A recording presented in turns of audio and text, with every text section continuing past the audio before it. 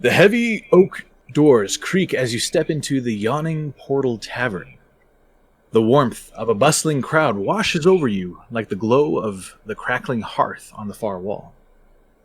The aroma of roasted meats, spiced cider, and a hint of pipe smoke fills the air, mingling with the din of laughter, clinking mugs, and spirited conversation. At the center of the grand hall lies the infamous well, a yawning, gaping pit descending into darkness. The stone lip is worn smooth by countless hands and ropes.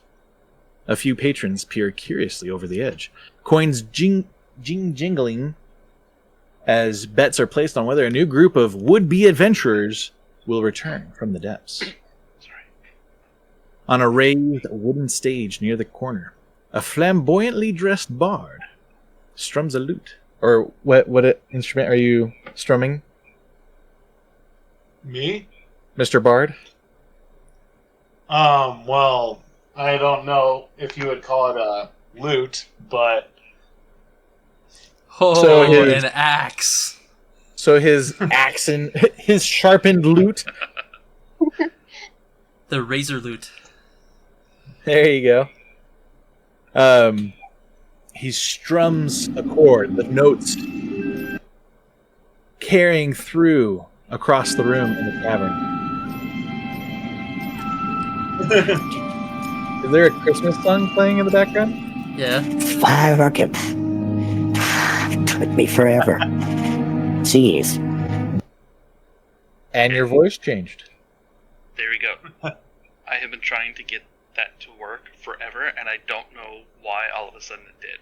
There you go. But I am glad that it's working now, and you guys heard the little Christmas music, and now what I'm going to do is I'm going to mute myself, so that way you don't have to worry. Okay. To set the scene a little bit, on my end, I will play a little bit of that song, and hopefully it works out again. And but on the stage, you see this kind of dark, heavily dressed, what you can only assume to be a bard, and then what looks like three fae playing instruments as well on the stage, and what you hear is something along this line. So that about what you guys are hearing, that's like the vibe that is happening over on the stage. Oh, yeah. Love it. Love it. He pauses dramatically as the chorus hits, inviting the crowd to join in with a hearty cheer. And so all you guys... It would be Yo-Ho, Mexico. Yo-Ho, Mexico. A mythical land in the Forgotten Realms. Mythical land of Mexico. Far from the ice and the snow. Let's go to Mexico. So on this raised wooden stage near the corner, you continue hearing that, but around you, the tavern is a living, breathing hive of activity. At the bar, a grizzled man with salt and pepper hair, Durnan, who is the owner, pours a frothy ale for a red-robed wizard, while keeping a wary eye on a rowdy table nearby. To one side, a hulking half-orc woman with scars across her knuckles leans back in her chair, eyeing the crowd like a predator watching for prey. Near the hearth, another man in a wide-brimmed hat and bright yellow coat gestures animatedly, apparently recounting an outlandish tale to anyone who will listen. He beams as a few onlookers laugh, though you're not sure if they're laughing with him or at him. A group of armored adventurers stomps in from the cold, their cloaks damp with rain and their faces flushed with excitement. They make their way toward the bar, loudly proclaiming their triumph over a band of goblins in the foothills near Waterdeep. From somewhere in the room, a loud crash is followed by laughter as a tipsy dwarf knocks over a chair. You hear a couple names shouted here or there, something like Sif, I don't know. But Durnan shouts over the noise, "If you're gonna break my furniture, you're paying for it!" Amid this chaos, a folded parchment is slipped onto your table by a serving girl who quickly moves away. Scribbled in neat, flowing script are the words, "If you're looking for a coin and adventure, come speak with me. Discretion advised." Your eyes scan the room, catching sight of a few individuals who might fit the bill of your mysterious benefactor. The bard on the stage plays on, his voice rising, urging the crowd to cheer as the chorus rings out once again. Yo ho, Mexico. Yo ho, Mexico. Mexico. Far to the side of Cactus Grow, tequila and a something show. Mexico. Mexico. So you are, each one of you, including the bard before his performances, have been given this neatly scribbled note.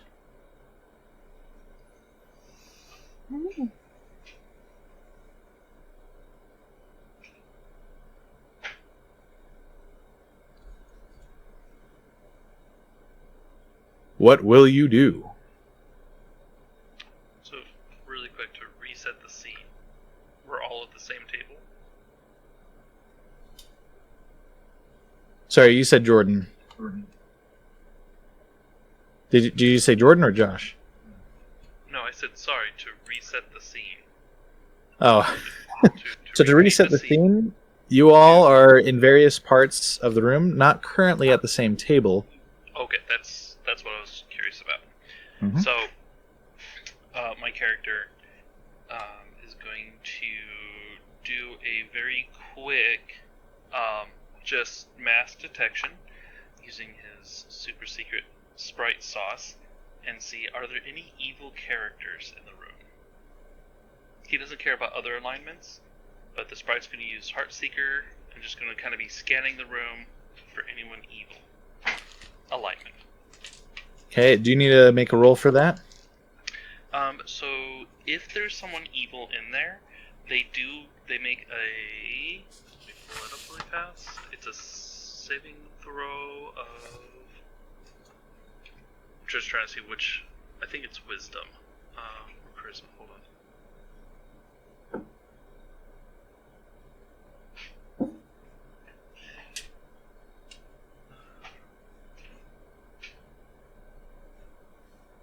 Sorry.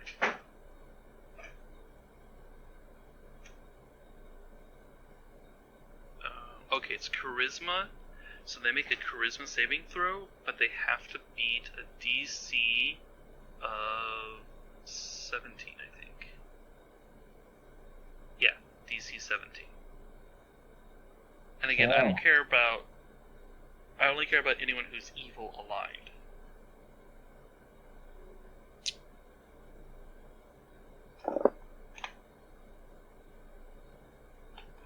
Okay, you detect 2 evil presences.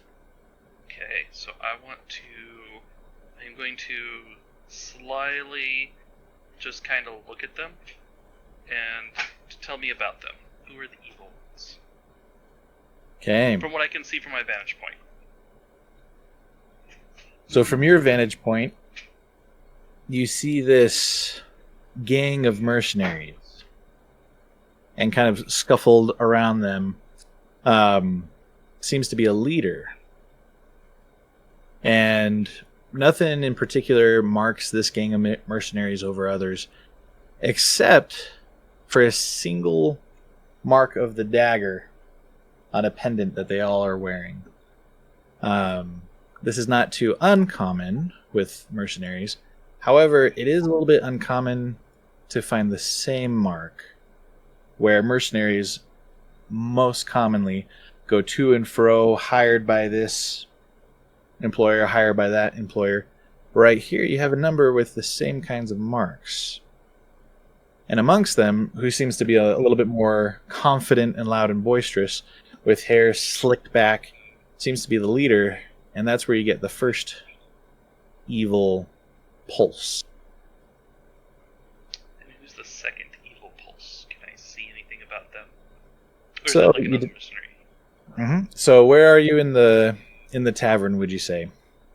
I would probably, just due to my stature, I'd probably be more towards, kind of like around the center or so I can get like a, well, no, not in the center, because I'm kind of scanning. I'd probably be off to the side a little bit. Maybe off in the back? Yeah, kind of a little more off in the back, just kind of slowly sipping on the drink I got. Okay. So, diagonal to your corner of the main hall, in the other corner, is a cloaked figure who seems to be scanning through the room, but in a very slow, yet methodical way. Every time that they take a sip, you notice a larger portion of the room being scanned. They put down their mug. Next sip, on another portion of the room, put down their mug. And that's where the second pulse of the evil is detected by yourself.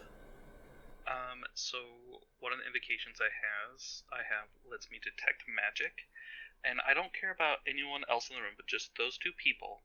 I want to use my detect magic and find out, is there anything magic-y about them? Any auras, any maybe items they may have that might be magic-like? Again, I don't care about anyone else, just those two. Mm-hmm. So the mercenary leader, or self-opposed, or self-sustained, self-imposed, self-elected leader of the mercenaries, his sword seems to be of magic origin, but nothing too strong. Maybe attack +1, kind of a sword. But you're not detecting like deep ancient sources from there. However, this cloaked figure, there seems to be a swirl of magic about him, emanating more from him rather than anything he's carrying. Okay. So I do believe that detect magic allows me to kind of see the auras, and so I would kind of know, is there like a particular school of magic about him that I would be able to detect? Yeah, so let me pull this up then.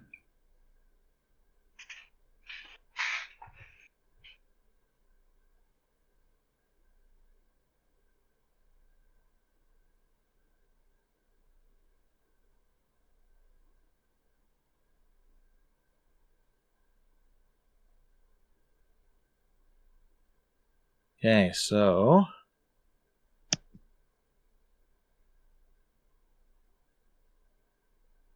let's see. What in particular are you looking to find out?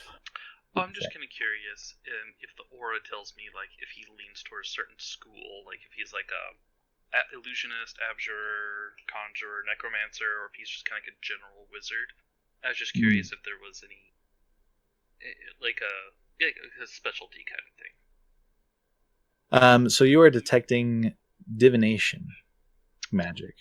Divination. Mm-hmm. So this makes it a little difficult. How many mercenaries are there in the little group? So there's the main head honcho guy and 4 others. Okay.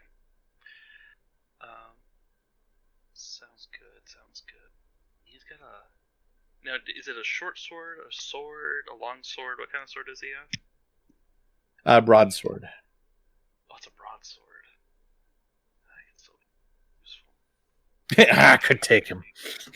So, what my character does is he gets like a really big grin across his face, and he goes, And what he does is he starts to make his move. Now his sprite, his companion, is invisible, and so that's why he was able to kind of scan the room without detection, is that it's invisible. And so then what he does is he kind of makes his way, and he's not noticeable really. Most people find him cute and adorable, but he's able to just kind of like, when I say sneak by, I mean he's not really making a big show of it until what he does is he jumps up and plops himself right on top of a table, making a really big clash and clang. And he makes, like, he goes and he says,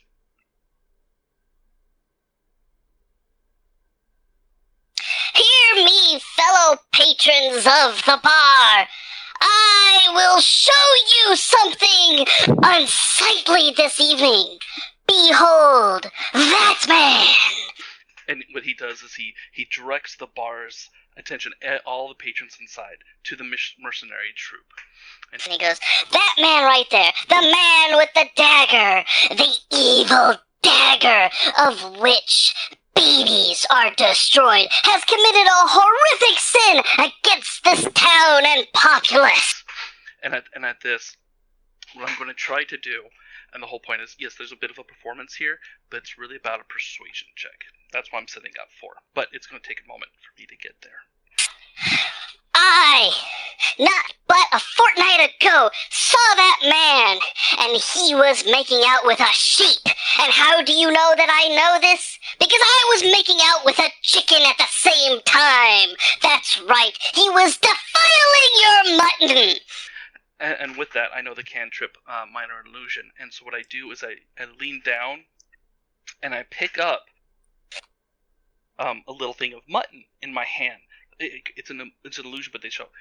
This very same mutton that you are eating this fine night, he has done horrible things, and you, each of you, and I look at people in the eyes, and I go, have been defiled by this horrific creature. And with that, what I then do is, I'm going to try to cast Hold Person upon him. So I'm going to use one of my spell slots, and we're going to see if this pans out.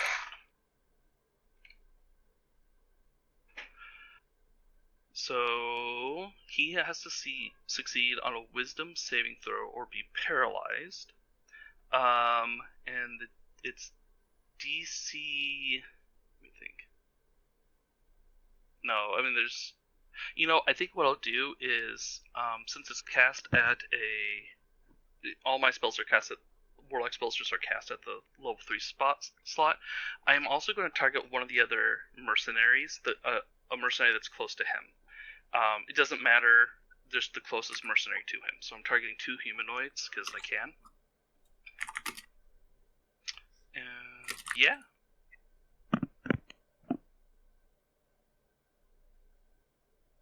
And he has to pass a 17. Well, they both do. Okay.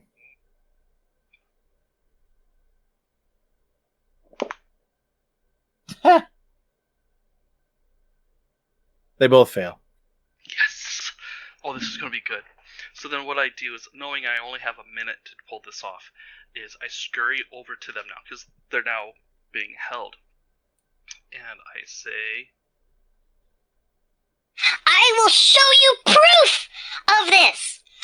and as quick as a kobolds can go through treasure as well as gnomes. And what I am doing is I am now through these 2 people who are held. I'm not doing damage. I'm pulling out their pockets, okay? And I'm rifling through them. And I Go. The proof is in the pudding. Take a look. And sorry, gotta turn off the voice thing. And then what I do is, as I'm pulling things out, I'm naming them. Now the DM, you can tell me exactly what I'm naming. But all the valuable things, I'm kind of tossing into a certain corner that are special, like gold, the +1 sword. I'm disarming them. I'm tossing them in the corner. My sprite is picking them up and putting them in my little bag of holding. And it doesn't really matter what it is, Josh. You can tell me afterwards what I managed to do. But like other things, like, and if it like looks like intel, I'll also toss it over there too. But for the sake of the moment, we're going to just kind of keep going. Behold, look! It's a string! A fluff! Who needs this sword? Toss it to the side. And this! And that! I'm rifling through, and then finally, I use Minor Illusion again, cantrip, and I go, and I pull out... Whoa. Behold! Whoa! A proof that he has! And proof that this man too! They both have been doing things to your mutton! Shame upon them! My fellow townsfolk of this inn! Tell me, are we going to take this? Nay! Call the guards! Run them out! Lock them up! And show them the wrath! And save our poor children so they may enjoy lamb chops and mutton and soup with lamb in it once again! And at this point, the persuasion now is that the bar, I'm trying to incite a riot against this group of this, particularly the guy who's the evil one. He's the main one, and yeah, I'm now going to persuade the bar. I attempt to persuade the bar to do that.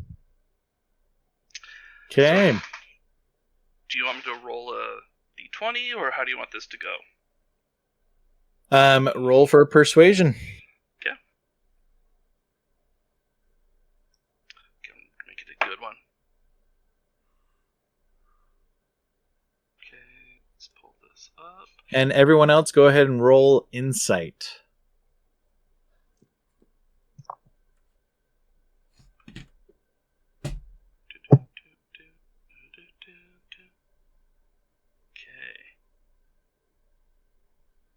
And then in the chat, everyone just put your number. In the chat. Okay, no. Sorry, I'm just trying to see if I can bump this up a little bit more.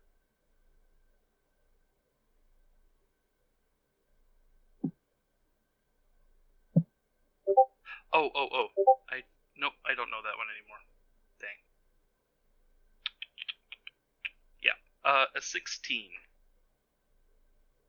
for persuasion. What was that, Steve? I got a 16 for persuasion. Go ahead and put that in the chat just for future reference. Okay.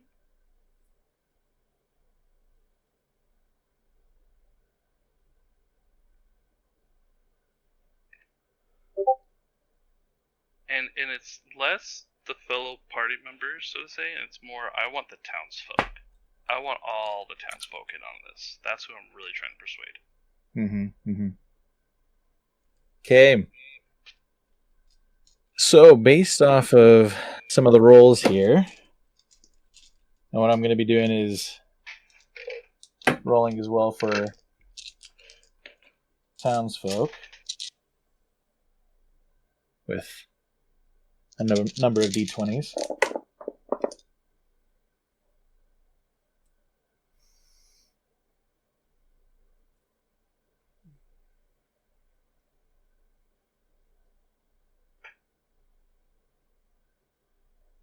We have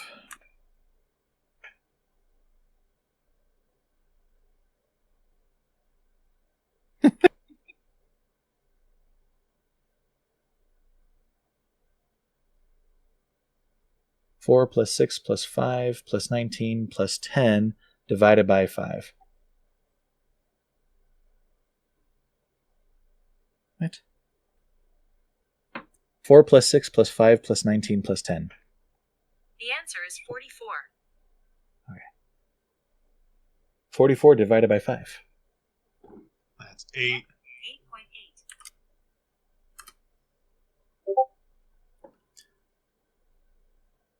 All right, Maestro of the Tavern.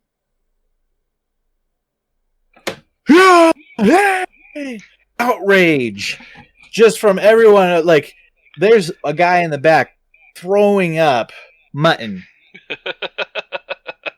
Everyone else else, and we'll generally go by, like, if I say everyone else and you guys describe your reactions from here to forth, we'll start youngest to oldest, and that's like the circle.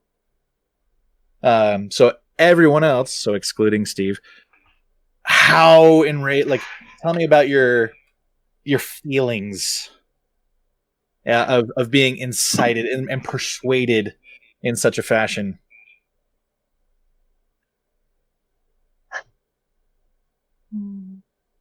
Well, I would say, my character Fish, I think he would just,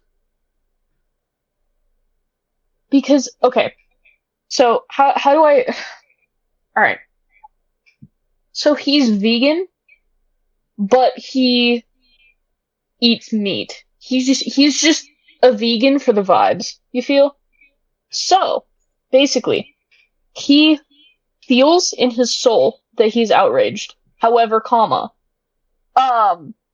he doesn't really care that much. He just kind of is like, oh,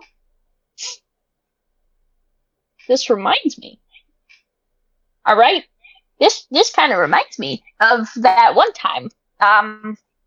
Get bartender, come here. And he just kind of calls over one of the bartenders. And he's just like, he's kind of tipsy, and he's just kind of clutching him by the shirt, not being aggressive or anything, but he's like, now this reminds me. Back in my day, there was something called a butterball turkey, and basically, with this, it was the same kind of situation, but because I don't remember what happened, I don't remember what happened. I don't know where I was going with that. But, basically, that's what this reminds me of. And I think that you should get rid of all of the meat on your menu. But before you do that, do you perchance think that, I could have, like, some sort of, like, pork, cow product? Thoughts? Okay, D. Alright. My character's different. You'll come to know this. So, I'm on the floor, rocking sideways. Apricots, watermelons, overalls, and I begin licking dirt on the ground. You'll find out why. Apricots, mumblings. I don't really know what I'm talking about. And there's faint smells of fish above me. And above me there's also a paper with my face on it. And I don't really care. I'm just looking up at this paper, just like rocking back and forth. Paper, dirt, paper, paper. And that is all I do. I love it. Okay, next. All right. My character looks up from his plate of food, glances over at the acclaimed crooks, gives them a cold stare, and pushes the plate away, and says nothing else.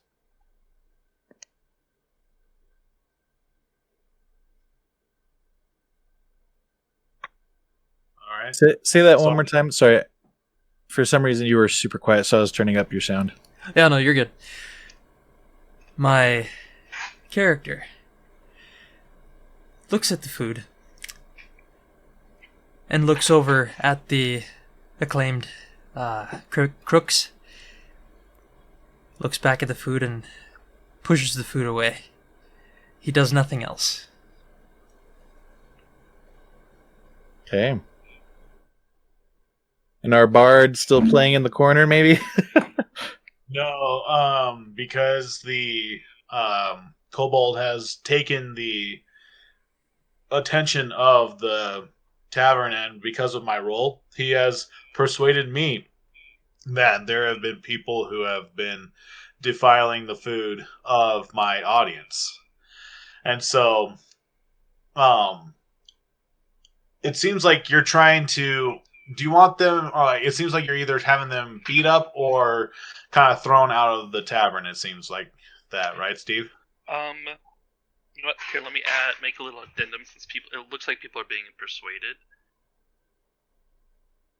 Tell me, where's the city guard? They should be locked up for their crimes and judged, hopefully hanged. So that's the end goal, really. But if there's no guards around, we'll take a good beating. Or whatever mob justice there is. I don't care. He's evil.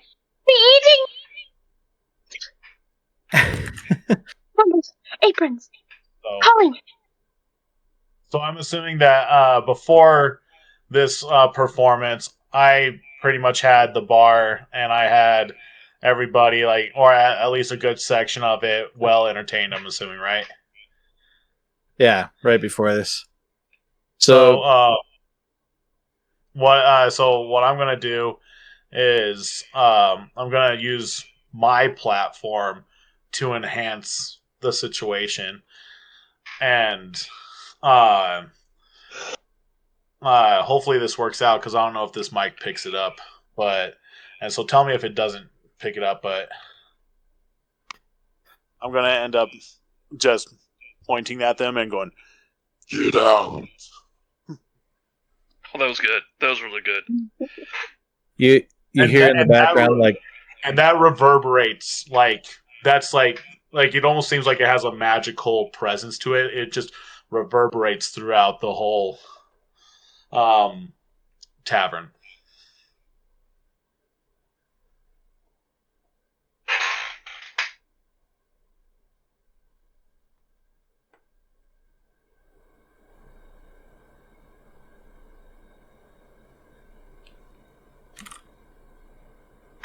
I like this. Let's see what pops up from there.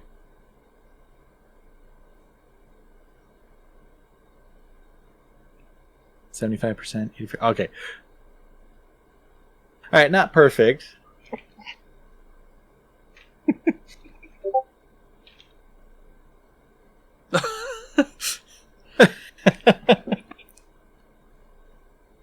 I say, get out, is what this picture kind of seems to indicate. Forsooth and Mary, thou hast defiled the sanctity of this table. So, you hear behind the bar, "You're dying, right? You're getting out! Guards! Guards!" And apparently, just outside the door, boom! Bursts open the front doors of the yawning portal tavern, and in come in the guards. And right away, Gurnan points straight to where everyone else is looking, is the lead mercenary, to which even his own lackeys look aghast at him. And you hear muffled cries of, "Is that what he was doing last night? Wait, I thought he was just going for some drinks. What in the world is going on here?" And so you see their pendants being flipped over to various spears or axes or other kinds of pendants as they shuffle backwards. This once cocky leader, with his hair now disheveled, is looking right at the guards, looking at anywhere for help. And everyone believing this story, and he's not exactly outraged at this point. He's more just defeated in a way that none of the gods he prays to could explain. Oh, And he resigns himself almost in a confused manner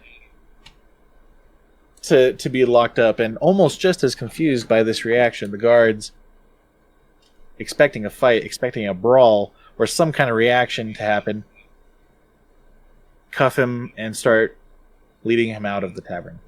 Okay, really quick, the last little bit of insult to this whole injury.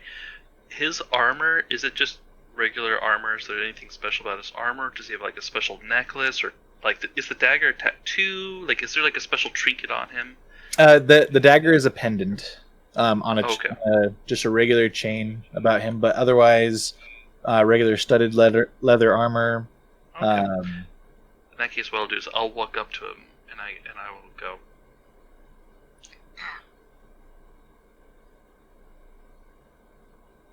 Okay.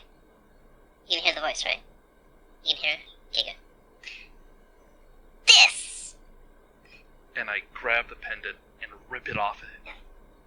You defile the sanctity of what this means. This dagger stands for truth, honor, and hard work as a mercenary. Shame! For eternal shame! And I gently hand it to my sprite that puts it in my bag of holding, and I just turn around and I just walk off. Okay. All right, gang. You see this kobold with a dignified air as he points his snout in the air, starting to exit. By exit, I'm just kind of returning back to my seat. So as these people are being let out and stuff like that, Right, like, as soon real as quick, that's a round question. So starting with the youngest. Oh, okay. What are we doing? Reactions.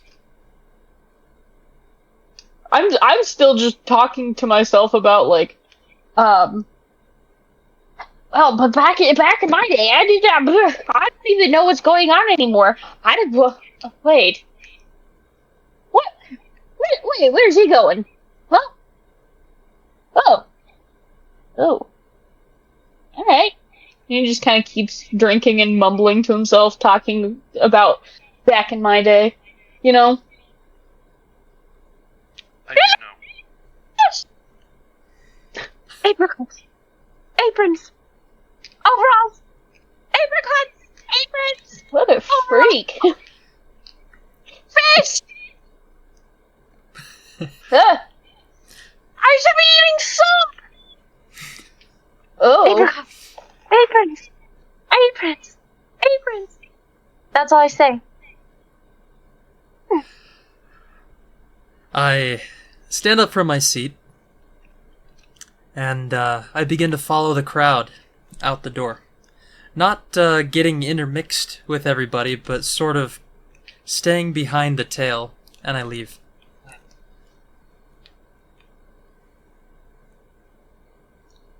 Seeing that the issue people have been leaving the bar, I go ahead and try to strike up another song, and hopefully this one comes through as well. Seeing the Book of Mormon be able to change my life so much. We Hold would on. love to give you one as well. As you can see, we have lots of... Plug that. Yeah.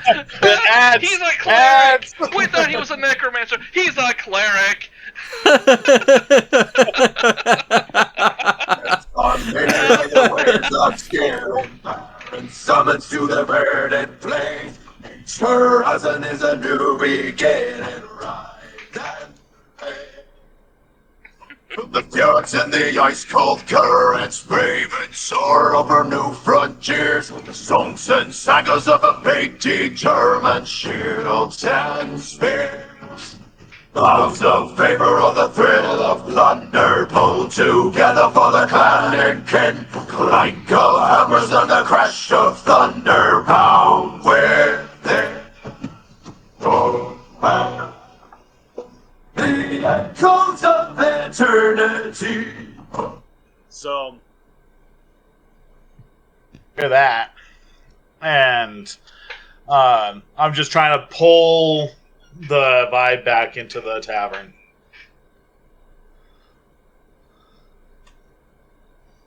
Okay. Hey DM, could I ask really quick so I don't forget, what kind of loots did I manage to pull? Okay, so you were able to get 32 pieces of silver, string I'll take it. a bag of playing dice and a love note. Ah, just for you. And it is not addressed to the sheep. Oh. By the way, I sent pictures of Mason's character trying to leave quietly while Jordan's character is reviving the inn or the tavern. I like that. That's cool. Well, I don't know if my character would be like that, but I mean, the energy, yes, but dress, absolutely not. Really quick, is the love note of any significance plot-wise, or is it just a love note? So the love note is half written with a couple side scribbles of just ideas, and it appears that this was a love note intended to woo over someone, but it was never sent, nor was it fully thought out. Oh, okay. Keep it! Oh, it's being kept. And the +1 sword that I was so very, very careful to ensure that I removed from the man to disarm him. You now have a +1 broadsword. Sweet. I have no idea what I'm going to do with it, but I have it. That makes me happy. Oh, hereby forward to be known, any loot or things like that, I ain't tracking any of this. No, I'm writing it down on my sheet, so. So this has to be an active. You guys have sheets that you're writing on, that you're updating your own stuff, and we're going by on your honor. Yeah. I think it would be. I know in previous campaigns we've done ones like where we have like a group pool. I think actually, given how many different people there are, it probably would be best if we just kind of said everyone get like from the loot. We just kind of divide it up, and everyone tracks their own. Like so, you can make a certain individual the bank. However, there's going to be certain things throughout this campaign because y'all wanted seafaring islands. Y'all are going to get pilfered and looted and all of that jazz. And so we do need individual trackings because someone might get stolen from and other people not. So you got to be really careful about who's the bank, if we have a bank. Are we going to store it somewhere? And if so, where are we going to store it? How are we going to store it? Because as you guys gain popularity, people might start knowing where your base is. Yeah, I think that let's just keep track of our own individual stuff, and if we happen to get a group thing, we'll kind of hash it out either soon after who gets what. Oh, you guys can do allowances. Like everyone gets to have on their person like 20 gold, but then otherwise you have like a chest that is protected by spells and wards and. Cool. Okay. So actually, Steven, you as well, you're part of this round because, or actually, since Jordan is attempting to revive the tavern, that's the next thing for kind of a round question for everyone to react to. Okay. So is it? Well, in that case, for starters, if we did do like the like borderline bank system, I vote Cricket as the banker. All of my trust is in him. Trust. Apricot for immediately purchased. Aprons. Exactly. All of our stuff is sold. It's all dropped. It's not safe. He's chewing on the blades, you know? Like, I don't know. Everything's Anyway, all of the metal objects are just cankered and rust. All Okay, of the but really how do you knotted together. But how do you respond to the reviving of the tavern via music? Well, what I'm gonna do is, my little wizard, because he's a dwarf, so he's quite small. He's kind of on the smaller end of a dwarf because he's like really, really, really, really old. So he just kind of gets up from where he was, and he's a little bit tipsy, so he's kind of stumbling around. But he just kind of goes up to the stage where the music is being played, and he just kind of takes out his money, but it's just like it's rocks because he can't tell the difference. So he just kind of starts throwing pebbles up on the stage. He's like, "Yeah, keep going. This is good. I like this. It's making my ears itch. I like it." Okay, make an attack roll. Oh, good lord. Are you throwing them at me, or are you just throwing them on stage? All of the above. And I got a 1. So. Alright, so what's everyone else's AC? Besides the bard? Wait. Mine was 9. So I just in fairness, I've left the tavern. I'm outside. Unless this was such a critical failure that. What is your AC? Oh yeah, my AC. My AC is 10. Okay. You don't know how, but you left the tavern with an acorn in your pocket. Oh my goodness. Hang on. I'll just add that really quick to my inventory. Given what I have going on here, the AC of me and my guys is 13. So, whatever kind of amp that you might have is now 0.01 pounds heavier. And when you move it, there's like a rattling at the bottom.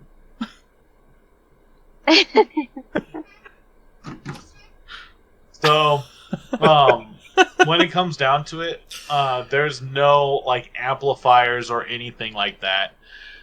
When it comes to, do you have a coin purse? Oh no, it's the hole in his loot. He's got an acorn. No, that would have been a crit. That would have been a crit success.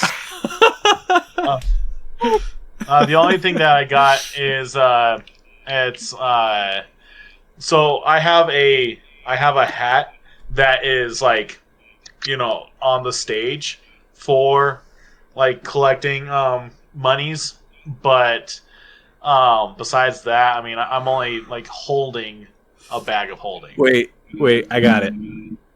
So the next time after you sing a song and you need to wet your whistle, there is a hint, an aroma, a crunch of of acorns. Je ne sais quoi. Je ne sais quoi. Hey, B, what's your reaction to the revival of the tavern via music? So I'm having my episode on the floor underneath this paper poster with my face on it. I'm right by the stage that Anvil is performing at. And this scratches something in my brain. And I tumble, I try to stand up.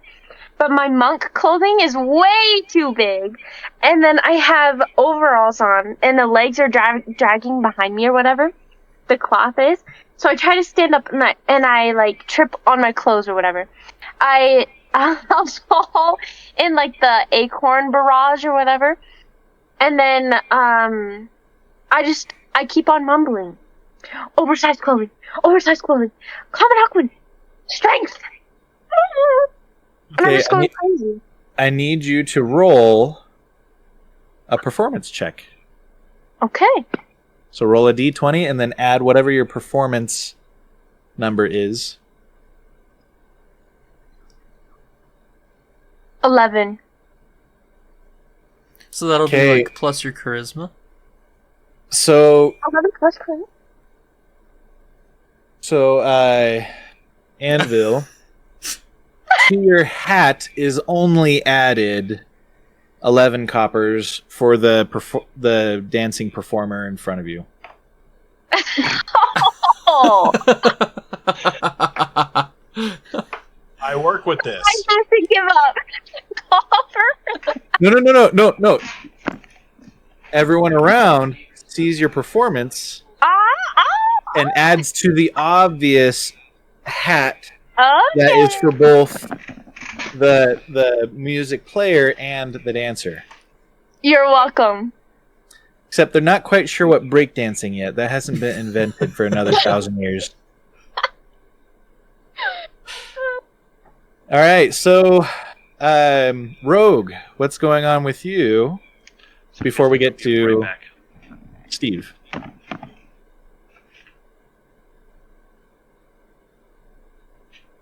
Mr. Mason? Oh yeah.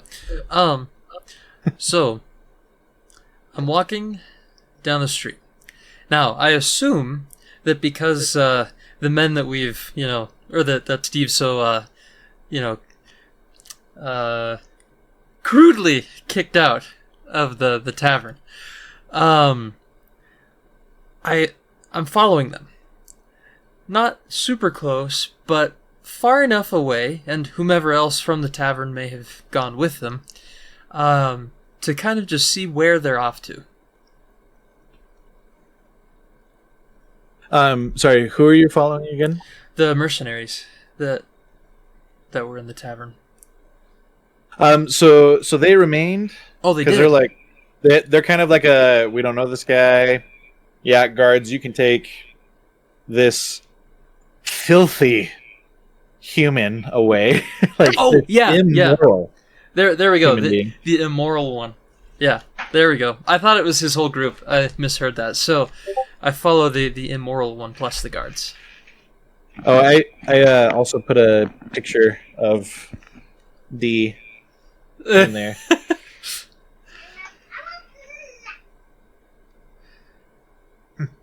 And D, your character is male or female? Because that looks like a guy.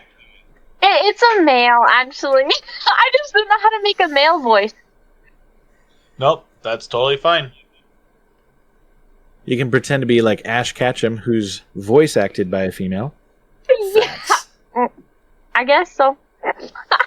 All right, so Rogue, we're going to let a little bit more stuff happen during the tavern as you're following the guards, as they've got a little bit of ways to travel, but it's a very obvious straight path to the keep, where they keep and question individuals. So am I able to see that place where they keep the people? Kind of like the holding cell. Am I able to see it from where I am, or is it still quite? No, it'll be a little bit of ways off. Okay. And so, time-wise, we're gonna let time continue in the tavern until the point where you would be arriving at the place. Sure, sounds good. All right, Widdles. So, what is your reaction to the tavern being relivened?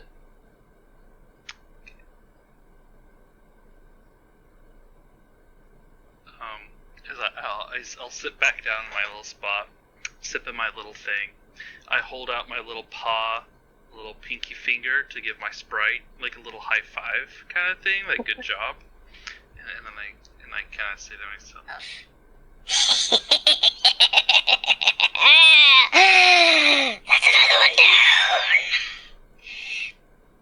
another one down." And then I turn my attention to the other evil character, and I wonder to myself, like, I had fun, I did, and I really want to get rid of this other evil aligned individual, but I'm not sure if I should do it, and how I would do it, because you can really only pull a stunt like that once a night, kind of thing, and I'm not really sure if I could do that again. I mean, I could just, and I'm thinking about things like, well, I could just outright attack him. That probably won't work. What could I do? And then I glanced down at the note I got, and what was the note? What did the note say again, Josh? From the very beginning. So, essentially, like a half paragraph, 2, maybe 3 sentences of the start of a love letter, but you could tell that it's like Oh, that no, was I the thought at the very beginning, and there's like notes here, there, something about her eyes, something about her beauty being beyond others, but like almost to the side as if like, ooh, like those are good notes. I should like word that in somehow. And so this is a sorry, draft. I meant at the very, very beginning. Wasn't there like an invitation that was given to each of us, or like a notice about? Oh something? yeah. So That. going back to that. Basically from the waitress going around. What is handed to everyone, scribbled in neat flowing script, are the words, "If you're looking for coin and adventure, come speak with me. Discretion advised." Yeah, so I'm a little low on coin. Just got myself a really nice bag of holding, and so I kind of look at it. I also put that in the chat for people. Oh, thank you. I kind of look at it, turn my head. I can't give like a sigh because I really hate working for people, but not. I mean, I could sell the broadsword kind of thing, but I have a couple rare items that I really need to get, and so, or I'm really looking to get, and so I just kind of like. Guess it's another employment feature. And I turn, as I'm walking, I turn and I look at the other evil line guy, and I just kind of I look at him and I stare him down, and I just go, Next time, buckaroo. And I continue on to the moment, or to where the note indicates I should go for this adventure time. Okay. Actually, I'm going to retcon that just a little bit. Sorry, I'm not going to say next time. I'm just going to do like a little quick side glance and just make sure. Sorry, I'm not going to engage him. I'm just going to do a quick side glance and make sure he's still in the area, because I just hatched a devious little plan, but it's going to take a little time for it to formulate. So I just have to hope that he stays in the area until the time comes. Okay. So, since I have, I don't have very much time left on my spell for conjure or flock of familiars. I know that I only have essentially one song left, so addressing the crowd, I motion towards my little dancer, and I say, "Shall we hear one more?" And I'm assuming the crowd wants to hear another. And so, I'm gonna let D respond first. I'm still tripping around, so I can't really hear, but I'll just like trip even louder. So then, I'm gonna. So I flip on the song "Pretty Fly for a White Guy," so you guys hear the "Untag Leben Glauben Globen," and then all that stuff, and then that goes on, and then I just start up with the new song, and as Dee's character is just kind of doing her thing, everybody's being serenaded or enjoying the final song. Cinco says, You know it's kinda hard just to get along today. Our subject isn't cool, but he fakes it anyway. He may not have a clue and he may not have style, but everything he lacks, well, he makes up in denial. So don't take me, play it straight. And so, that's the final song, and then after that, I have to count coins. Okay. Make a performance check for me. Both you and D.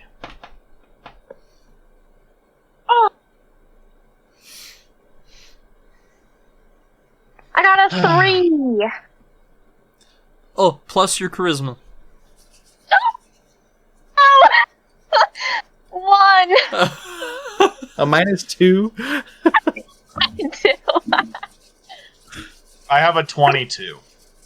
Oh, dang. Let's go. Which actually, like, given the actual like lyrics of the song, Dee should actually be doing exactly what her character is doing, like failing hard. That's so funny. Oh. All right, you can either, and so I'll let our bard choose. You can either win yourself a week's worth of stay in the I just forgot. It was like the winking or whispering.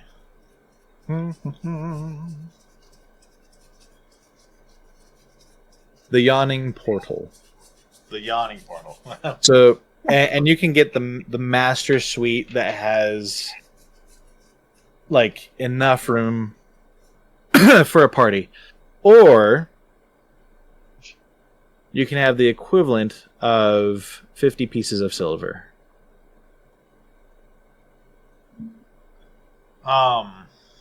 So I'm assuming that this is probably one of the first, if not my first day here, because in my travels as an entertainer, I'm used to room and board being part of my performance pay. So this would be like an advance. Like you don't even have to perform.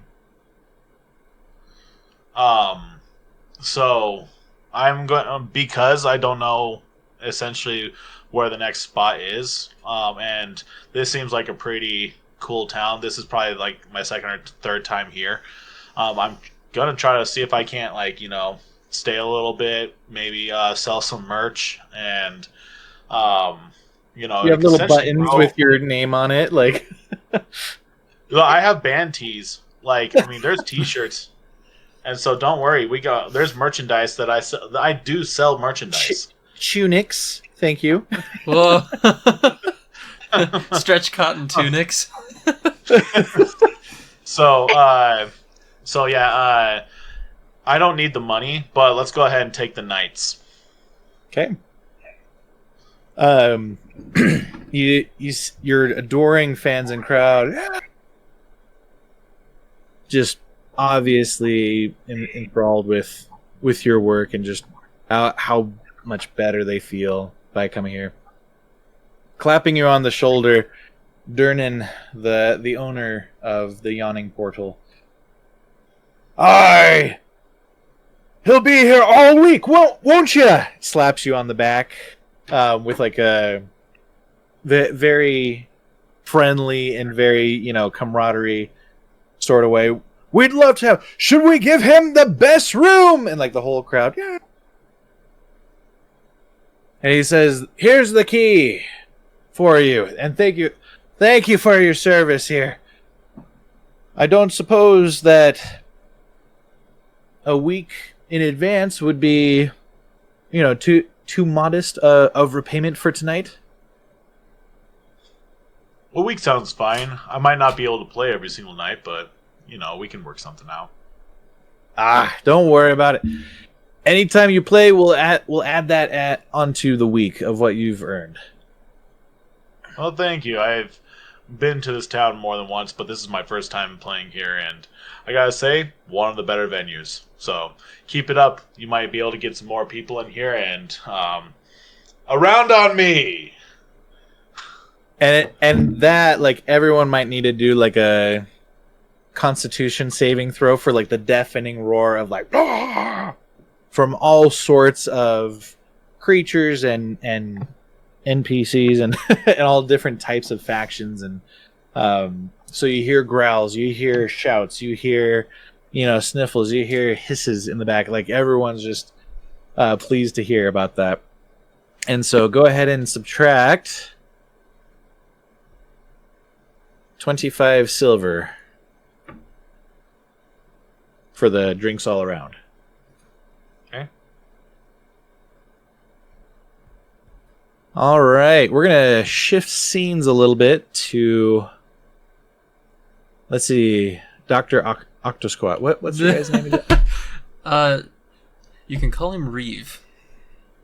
All right, so we're shifting over to Reeve, the warlock. In the future, there, Reeve, you might want to change your Discord name from Dr. Octosquat to your character name. Mm-hmm. Sounds like a plan. All right, so. And Josh, you said it was 15? 25. 25.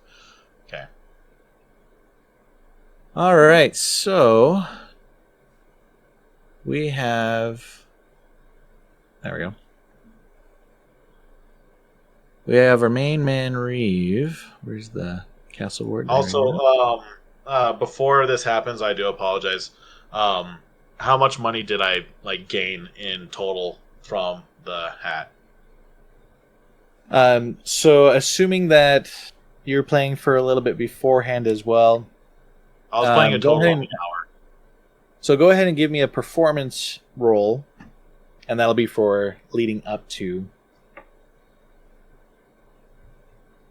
our inspiring kobold. 21. 21? Yeah. Okay. We're going to make that the equivalent. Ooh, jeez. We're going to make that the equivalent of 8 gold pieces. Sounds good. Cool. Go ahead. Sorry. All right, so if you direct your attention to this map of Waterdeep, in which you all are in, we have right here, if you can see my cursor, the Yawning Portal. And so exiting just south and going along Rainrun Street, and actually I'll put this map in the chat as well so you guys have it.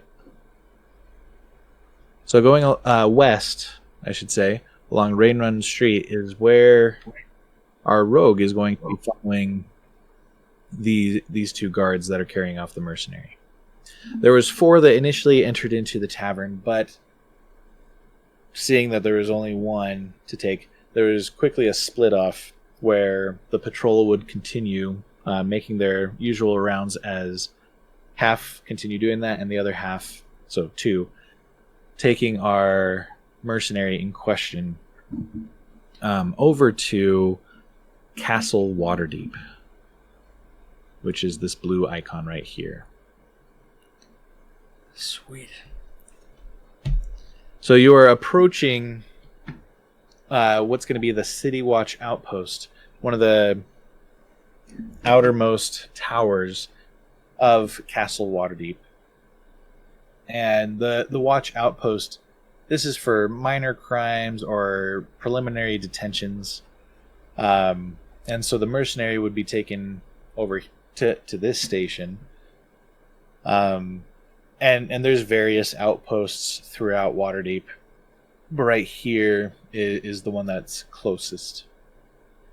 And so not terribly far away, but it would be snaked. Let's see, going south from the tavern and then going west. It will snake around up to these first guard towers. Okay. Cool. So I guess the first thing I'll do is I want to make a perception check. Okay. That is a 9.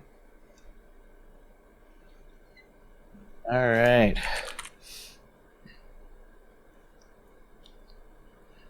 So I guess one of the more critical things that I want to perceive is how far ahead, seeing as I'm trying to follow them, follow behind them a good click, right?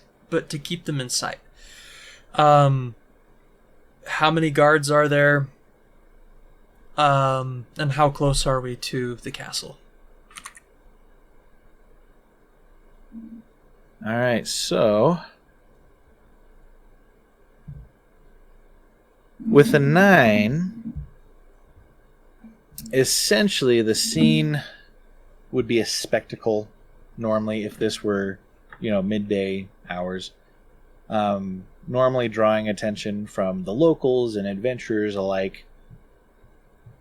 But right here, you notice the clamor, the music, the hustle and bustle of the yawning portal fading into the background.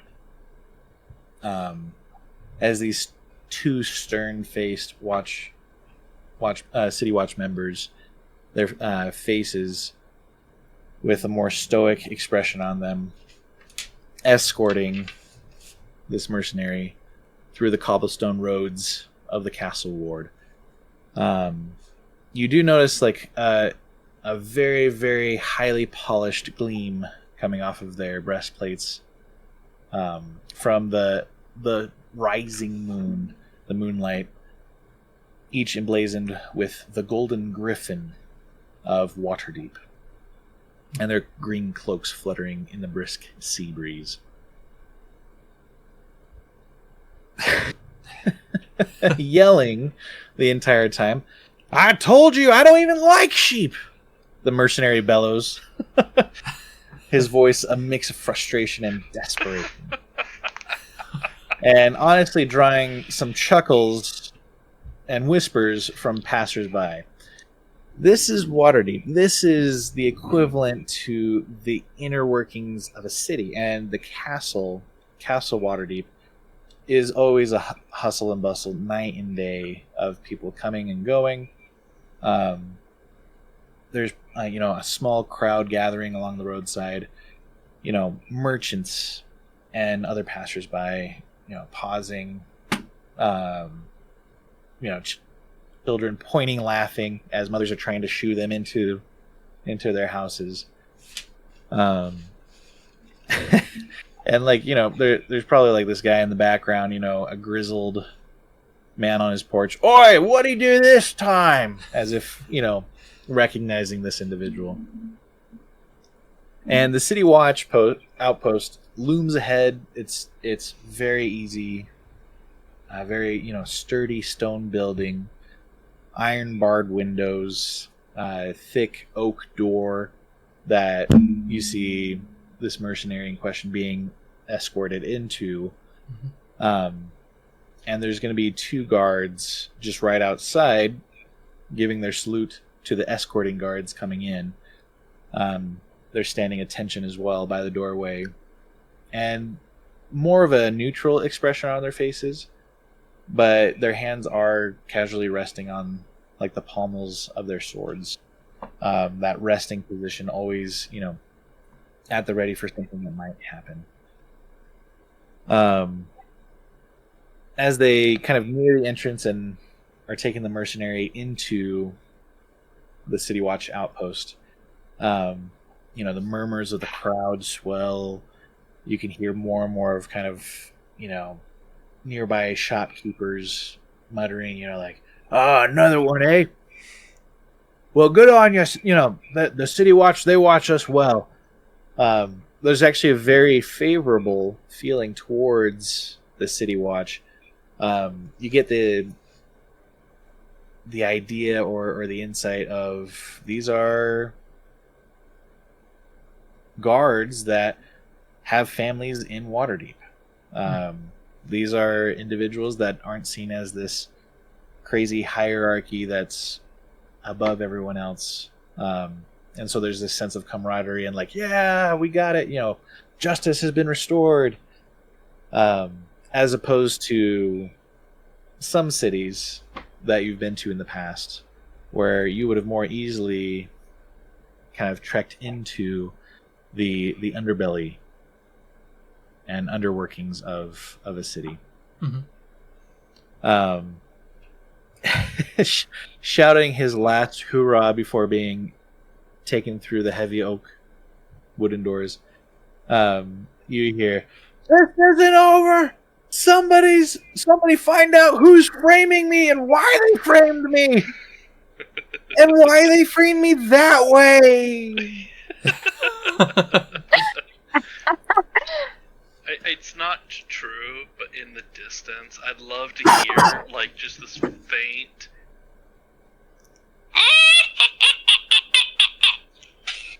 There's just little cackle in the distance as my character's laughing hearing this. It's not true. He's far, far too away, but I'd like to think this is what happened.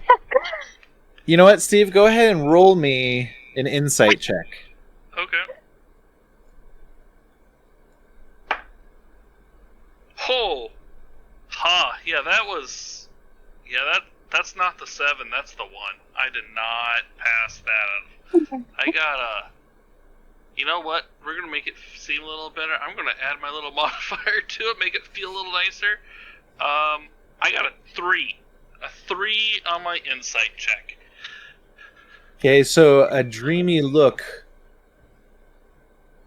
glazes over you to anyone that would be looking over your way as you daydream about various things that might be happening, including, but not limited to, somebody frame me, and why this way?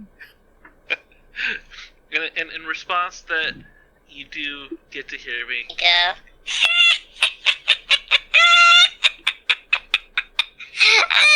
Classic. Okay. All right, Reeve. All right. So, I approach the kind of that. What was the name that you called it? It was the outer. The watch outpost? Yeah, the watch outpost. Is there anybody standing outside that I could talk to? Oh, loads. You can talk to merchants. You can talk to the guards that were manning the door through which they went. You can talk to passersby. You can talk to children that are still running around. Okay, so I want to go up to one of the guards that took our mercenary friend into custody, and I want to ask him. Escorting him? Yeah, I want to. So they're going through the door. Okay. And like you already heard, like So like, are you stopping them before they take him in? Okay, so if they're already going inside, I'll slowly follow behind them until the door like kind of closes. But if I can do it, I want to kind of peek inside and see if I can see into the outpost. Okay. Let's see. Go ahead and what would that be? You're gonna roll something for me. Careful, I've heard that one before. So there are 2 guards waiting, and then there's 2 guards escorting through. Oh, okay. Good to know. Right. So Okay. are you trying to like... Oh, I just happen to be, walking behind them as I'm going, and like try to quick peek, or so like stealth, or how? I want to just see if I can like see into the door before it closes, not necessarily like through sneaking, but just to kind of get an idea of what this place looks like.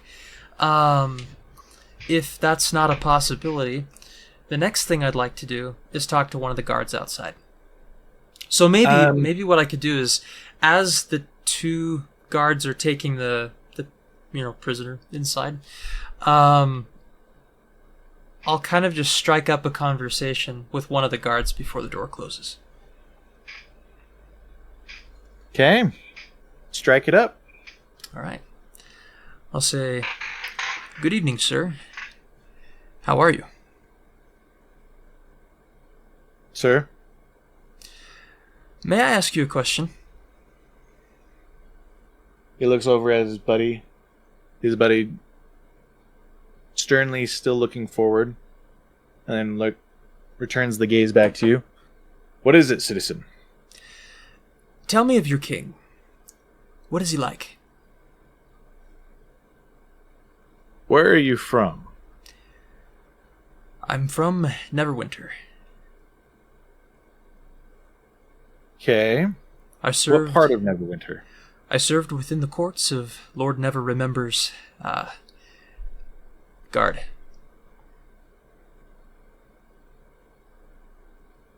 Why do you ask, stranger? I'm new in town, and I'm curious to find out more about this place and how it's governed.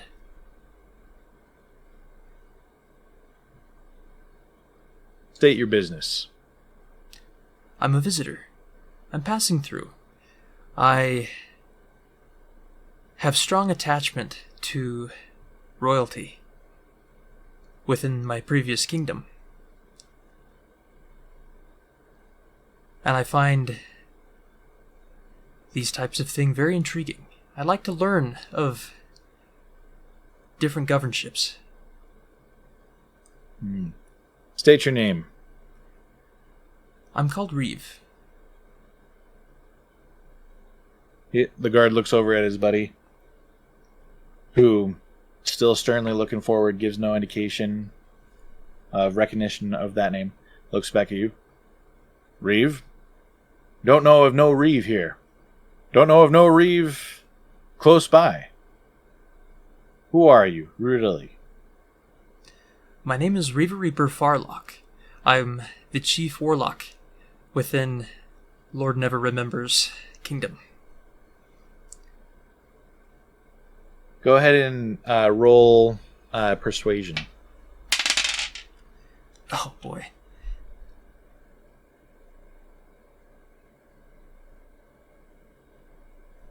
Let's see. Yikes. That is a solid 5. Despite it being the truth. He rolled a 5. I can't remember. Do ties? Does the defender win the tie? Is that right, Jordan?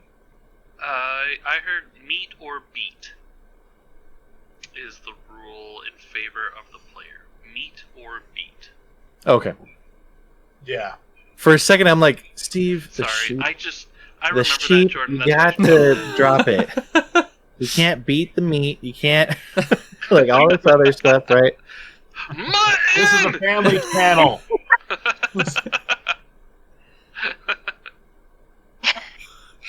You defile the mutton again! That is hilarious. I know what you're referencing, Jordan. I was not. That is hilarious. This okay. Okay, so because you met. Well, I can't say I trust you or whatnot, but it should be obvious that the current lord here is Lyril Silverhand, a powerful and wise human wizard. A wizard, you say? Is he a kindly wizard? So she, because we don't use witch around here.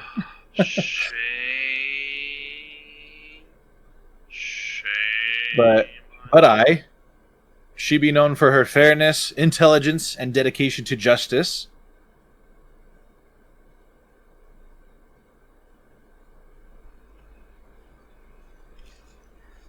Wonderful. And how do the people respond to her? How would you respond to a fair and just ruler? Wonderful. That's great. Thank you so much. I walk away, and as I walk away, I kind of take a look, and I try to see on the outpost how low the windows are on for the jail cells. Mm-hmm. So the windows that you do see immediately are about where your chin starts, so about 5.5 feet is the base of the window. However, you do see the warm glow of a hearth fire, indicating that the windows closest to the door probably are still looking into certain offices or rooms made for the guards. Okay. Now, tell me a little bit about kind of the landscape around the tower. Is it grass? And is it dark? Or is it a road that goes like next to the tower and it's well lit and there's people? So we are right here on the map. Okay. And so Castle Waterdeep is stationed upon a plateau with the switchbacks leading up to it. And so you do have a little section right here where announcements can be made, kind of almost a city square of sorts, where if there's any big news or proclamations, that's where individuals can gather before running and spreading the news. And so that's going to be dirt. But however, surrounding the castle will be lush fields of grass and various shrubs. Okay. And about how tall are the shrubs? Oh, the ones that are south or east of Castle Waterdeep, they're just going to be waist high at most. Okay. And I may be asking a redundant question. Are there any shrubs that go right up against the outpost? Oh, aye. Mm-hmm. Okay.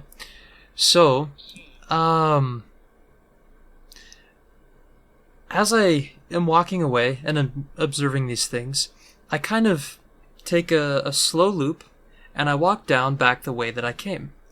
And I kind of walk back into and towards the tavern and, eventually take my seat.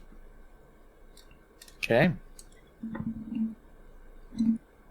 All right. So, Bard, after your final song, describe your closing remarks or statements to your adoring crowd.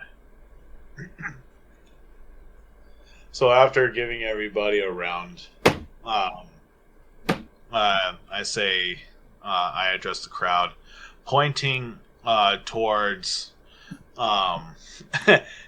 the corner where it just so happens that Steve was throwing all those like precious things from the guy. That was like the corner he was going.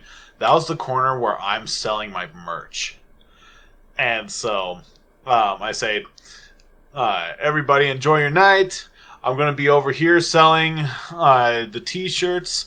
They are going to be 15 copper a shirt. And I hope that the rest of you have a great night. Thank you. And then, but then also what I do is, as everybody's like, clapping and stuff like that, I motion like this, and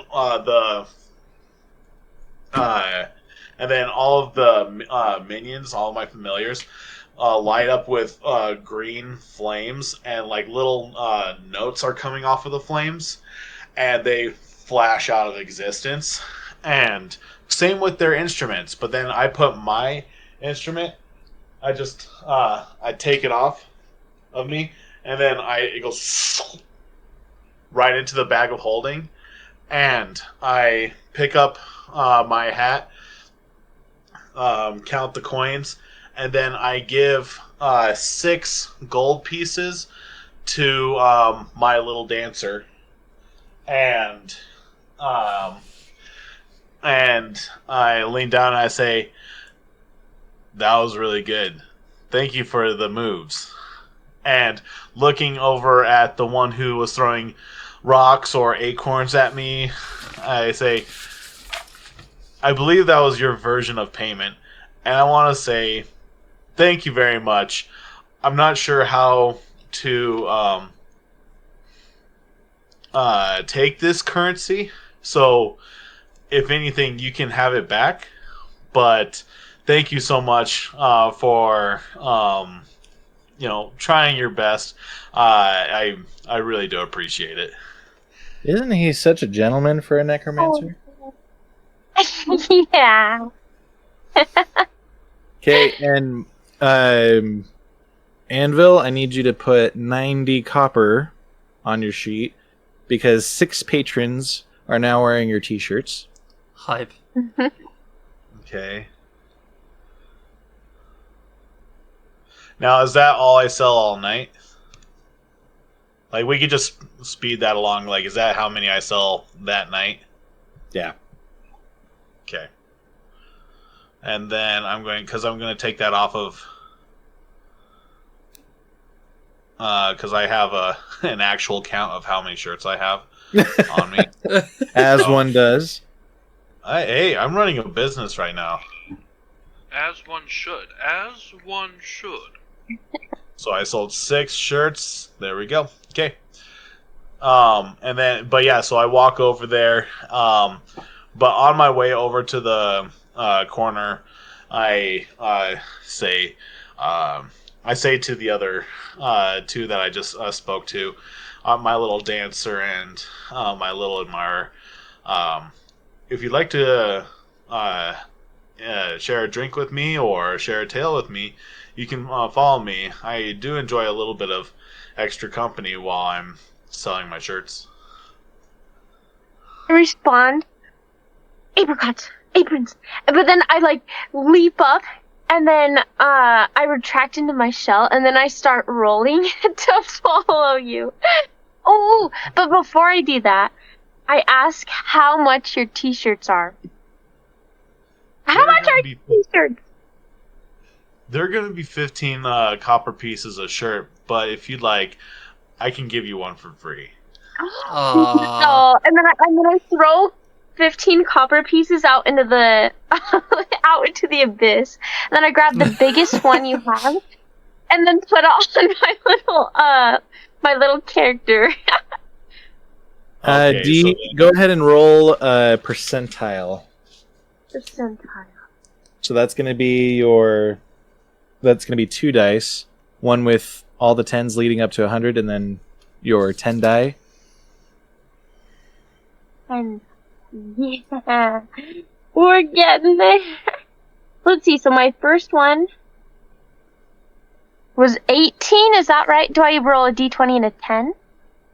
So you're going to roll the first one, which has 10 sides on it, but it counts 10, 20, 30, 40, 50, 60, and then there's a double 0 on it. Oh. Okay. So you're going to roll that one, and then you're going to roll the 10-sided die. Okay. I got a 60 and an 8. So 68? Yeah.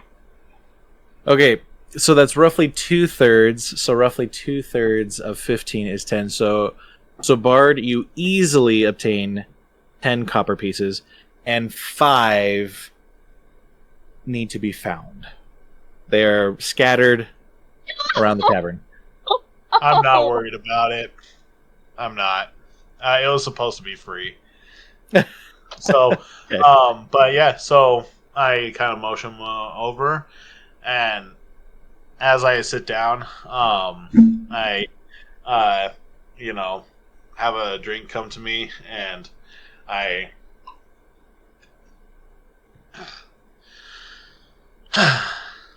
So, what brings you guys over here to Waterdeep?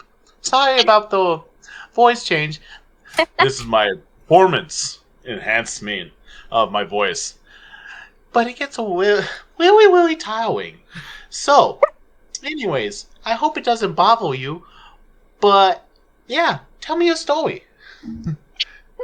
And with that, only the Bard hears this magical ringing in the background of angelic bells as the player may add an inspiration point to his sheet.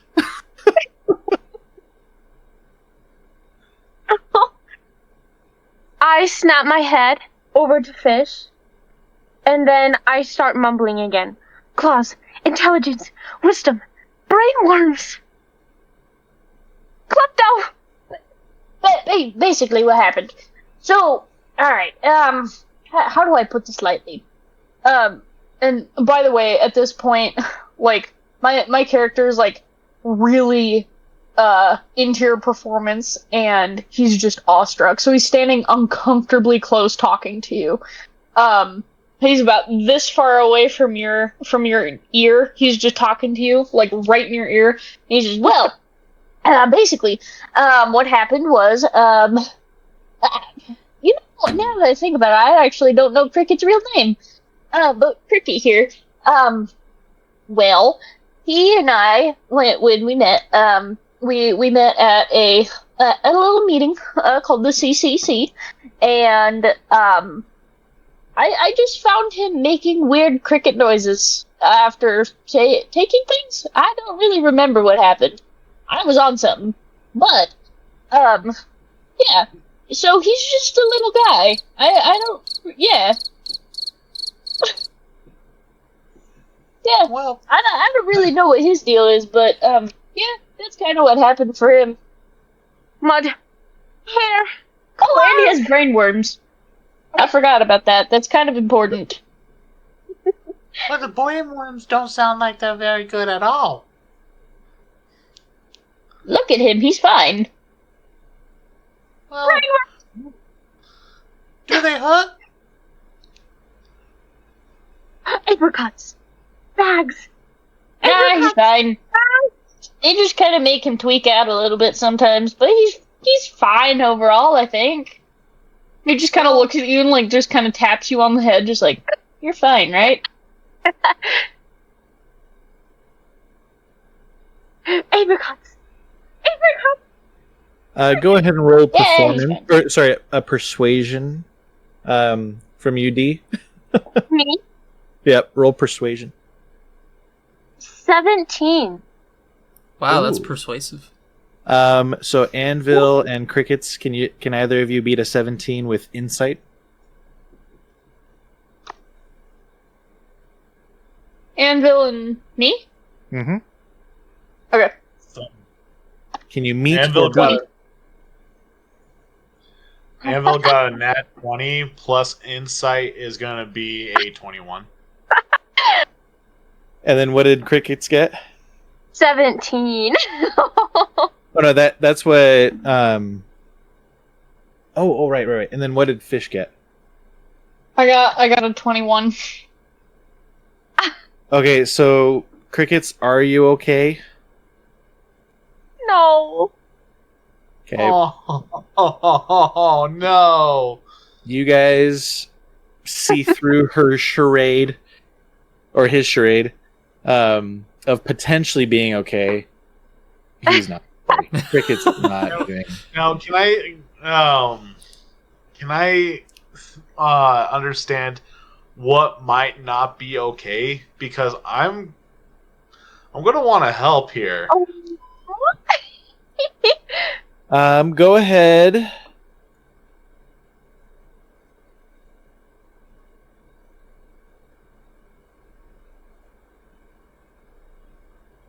Do a medicine check for me. That's a total of 15. Okay, and then Crickets, I need you to roll stealth. Go. I got a 14. Okay, can you give some details as to what potentially could help yourself if a necromancer bard were willing to help? Let's see. Oh. And you can do this in character too. In character.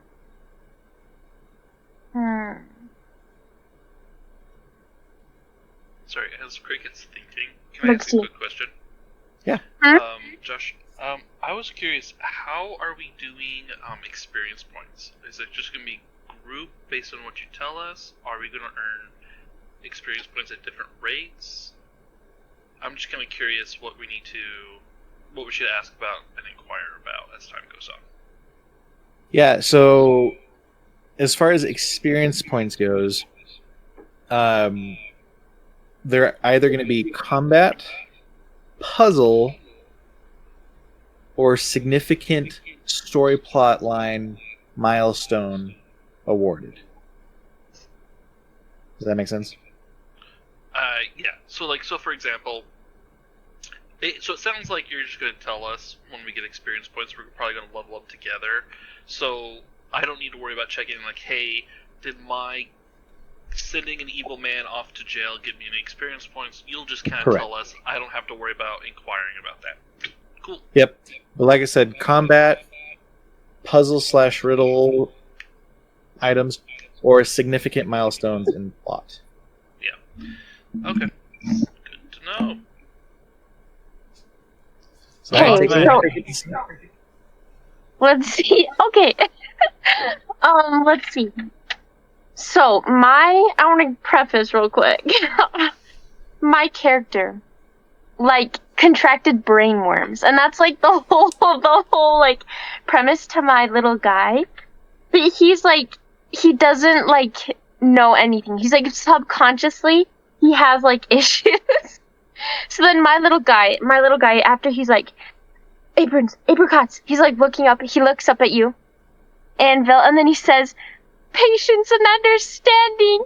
And then little guy, like, he goes back and he goes like, overalls, oversized monk, kleptomaniac, ah. And then he's just like back to himself. Sorry. So, Bard, you get the sense that apricots is part of the cure. I'm gonna start looking for an orchard when applicable, but at this point, cricket is. I'm pretty attached to cricket right now. Like, Choose your kinda, project. yeah, right now, like, I was having fun. I was entertaining people, and then all of a sudden, like a need. Well, so like with Anvil being a necromancer, life and death, there's no permanence there, but the life you have should be enjoyable, which is why he decides to choose music as something that he does. And right now, someone is battling with enjoying life, and so yeah, this is going to be a project. Like, I want to help out, or at least stop the pain and suffering if I can. And if he dies in the process, if Crickets dies in the process, it's fine for you. Well, we can always. I can always just make sure that Cricket is always with me. Alive or dead, or undead. Okay, now I have to ask. I've been playing. Oh, I've played a lot of Baldur's Gate 3. Brain worms? Are we talking about like potential interpretation of mind flayers? Maybe. I was just thinking that.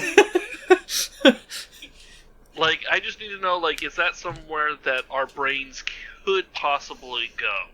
I'm not saying it's the right answer. I'm just wondering. Oh, it could. I don't know.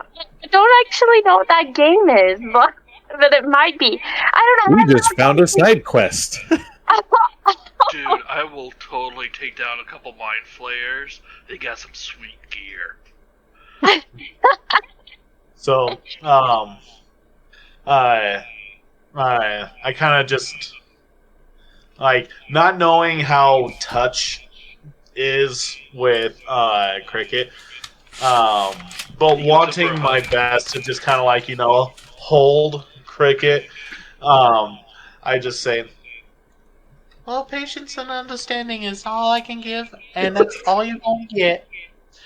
Whatever you want, whatever you can get, and whatever you need is something I can help you with. Oh, nice.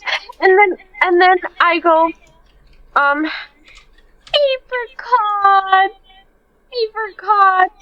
aprons, apricot. And then, let's see. And then my character struggles to tell you that the brainworms have become a part of me. And they're not, like, life-threatening. An attempt to console your heart. Well, I just, but I still know that you're not okay. So we gotta make you okay. I forgot. right. Apricot. And I need I fish. ask, so I go, waitress, do you happen to have any apricots or any aprons for sale? My not necessarily here, but you can go not far from here and get some. I mean, shoot, you can find anything in Waterdeep, honey. Thank you so much. I just wanted to see if there was anything readily available, but I mean, there's a ton of acorns if you wanted, so I've been sweeping these up because individuals have been very giving and very generous with throwing acorns everywhere. Acorns have nothing to do with this. If it would help you for me to take those acorns off your hands, I would. I have the space for it. Hey, honey, get over here. And there's like a younger, barely 12 young man who's bringing 2 buckets about halfway full of acorns. Yeah, I'm probably going to be staying with you guys for at least a week, so I want to make sure that I'm I'm good to you guys. So if you want, I can get rid of those acorns. Oh, that would be lovely. Just set them over there on the table in front of the kind man here. Yeah, the one with the skeleton. The fair complexion on his face. Yeah. By the way, Anvil, he has like gray skin. In fact, let me give you a little bit of a rundown of what he actually like looks like. So, besides wearing like gothic style clothes, a lot of black, a trench coat, that stuff. He's got this ashen gray skin. His hair is just jet black. Sides are shaved and stuff like that, but long on top, kind of like my hair right now. But then his eyes are gold. You won't be able to tell because of his complexion, um, being that he is kind of like an elf. So he looks like prime of his life, but he's 133 years old. Um, he's about like you know average height, um, and like on a not a like super skinny build, but on the smaller end. He's not stocky. You can tell that this guy probably would lose an arm wrestle to the average person. And so, but yeah, so um, taking the acorns, I just kind of set them off to my side, and thank you so much. I appreciate it. Okay. So, Fish, Widdles, and Reeve, I need you guys to do charisma saving throws for the cuteness that's going on here. And like the sheer like love being displayed between Anvil and Cricket. Got a 21. Oh yeah, you could drop them cold. You don't care. Like it was cute. But... All right. Sorry,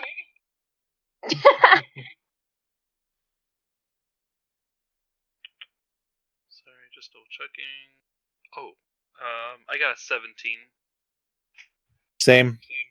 You could care less, even though it was like, oh, cute. That's mood. That's a vibe. Yeah, pretty much. And then Mr. Reeve. Oh, that is a 16. Charisma saving throw. 16. Oh, 19. You were super quiet. What was that? 19. Yep. You could leave too. No heartstrings pulled there. Now, do I see Widdles? Oh yeah, like Widdles is a prominent figure in the tavern ever since hopping up on the table. Like his whereabouts, what he's been doing, and everything is just passively known to everyone. And how far away? How far away is Widdles to me? What would you describe yourself as far as positioning? Actually, well, I was trying to follow up on that note that was given to me. So I don't know if I was heading towards the waitress or to the meeting place, but I was following up on the invitation on the note. Okay, so wherever that takes me, I don't know if it's a back room or it's the bar, the bartender, but so he is in the diagonal corner, making his way towards the cloaked figure. By the time that you're trying to notice where Widdles is at. Oh wait, the cloaked figure that I identified as being evil is the source of the note? That's where you were pointed towards when you inquired further from the waitress. Okay, then in that case, if he's too far away from me, I'm not gonna try to get his attention. I'm just gonna hang out with my 2 new amigos. Okay. Anything else before we shift to Widdles?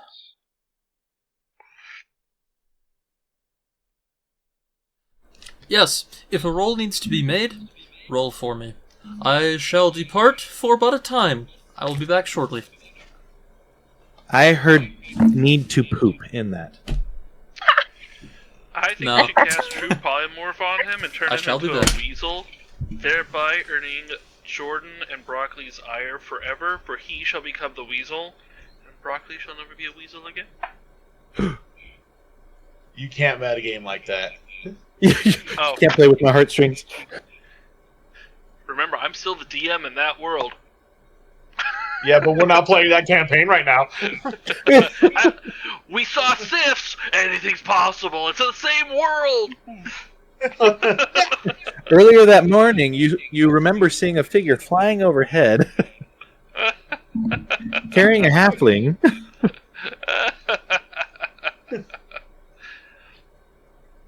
Okay. You ready, Sifs? Or, Widdles? Shillelagh! No. Oh, let me take a hit down! Kitty cat, kitty cat, kitty cat. Okay, yes, so Widdles, I guess, is heading towards the evil cloaked figure. I did not... I probably should have known that he would have been a plot point, but you know what? He's heading over there. And he's kind of looking, and inside of him, he's like, you would be the bearer of this thing. And now he's like scheming internally, trying to figure out how he's going to get as much stuff out of this dude before he removes him from this current plane of existence. So he approaches the man, and he looks at him, and you know, knowing that he can't just outright kill him yet, he turns to him and he goes, "Hey! Hey!" And he tugs on his like little thing to get him to look down. So, what's the job? How much does it pay? Let's just get this over with. Yes. I noticed you've gotten my note. Tell me about how you can help me. Okay, then. Listen. I have this much time in my life to spend with you. I am a warlock. You are evil. We both know what's going on here, so just tell me what you want. We're gonna see if we can work something out, and then we'll move on.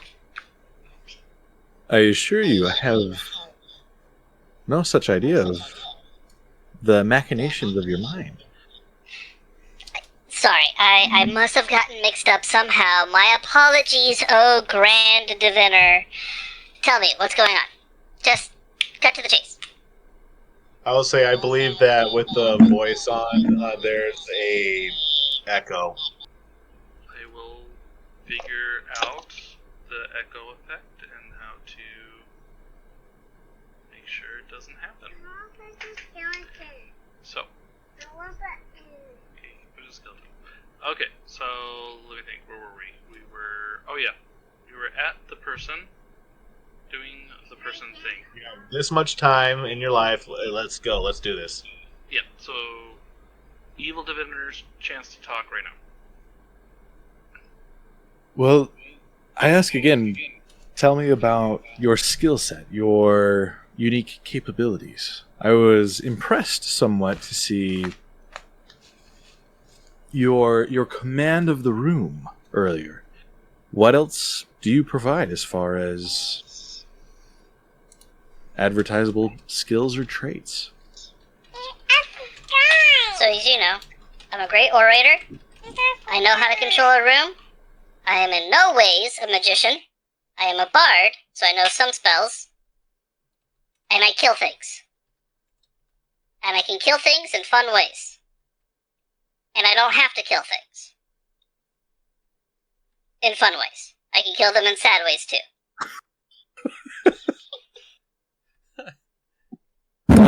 Glancing down his spectacles at your small stature, tell me about your feats of strength, your courageous prowess of mastering various obstacles and, shall we say, danger. Well, you wouldn't know it, but I can take my stick and I can hit people really hard with it. That's right, it's Uncle John. And with that... Yes, that's you. And so with that, what I do is I hit him in the knee really hard with my club, which is it's my magic item, but it's a makeshift club as well too. And so I roll to attack his knee, and with that I have a. Sorry, I have to pull up my attack stats because I do not have that memorized. I'm not going to do a whole lot, which is perfectly fine. Which is why I'm willing to do this. Okay, let me think. Widdles, I have to say, that is the cutest sprite I've ever seen in my whole life. Thank you. Yeah. Thank you. Buddy, you gotta do a little bit better. Okay, there we go. This is all in character. He's just managing his little sprite right now. Just ask for his own weapon, like trying to like read it like the gun barrels. Like this is it's +1 caliber. So, I rolled a 7 to hit his knee. Okay. So, without flinching, this unseen but magical force field seems to slow down time the closer that the club gets to his knee, until finally coming to what seems to be a resting position just shy of touching and making contact with him. Clearly, you're going to have to convince me with help. Begone, go find your friends, go find your others who can help you and aid you. For what I have in mind might require a little bit, how do I say this, more. I have to get minions. Freaking son of a... And with that, you just hear... And with that, you just... Sorry.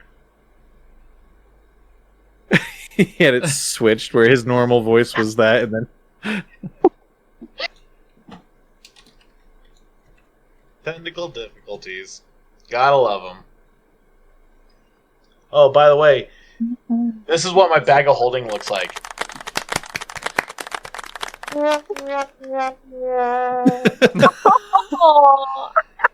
I That's love it. cool.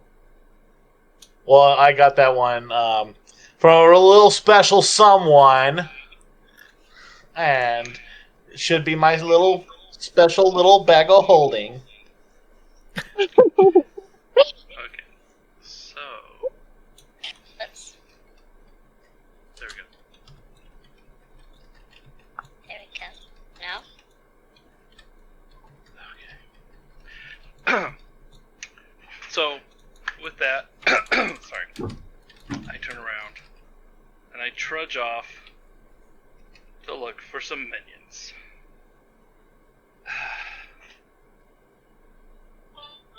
Life sucks so bad. Where the frick am I gonna find some minions to help me out with this? Oh, who's that over there? That's too old. Too dumb.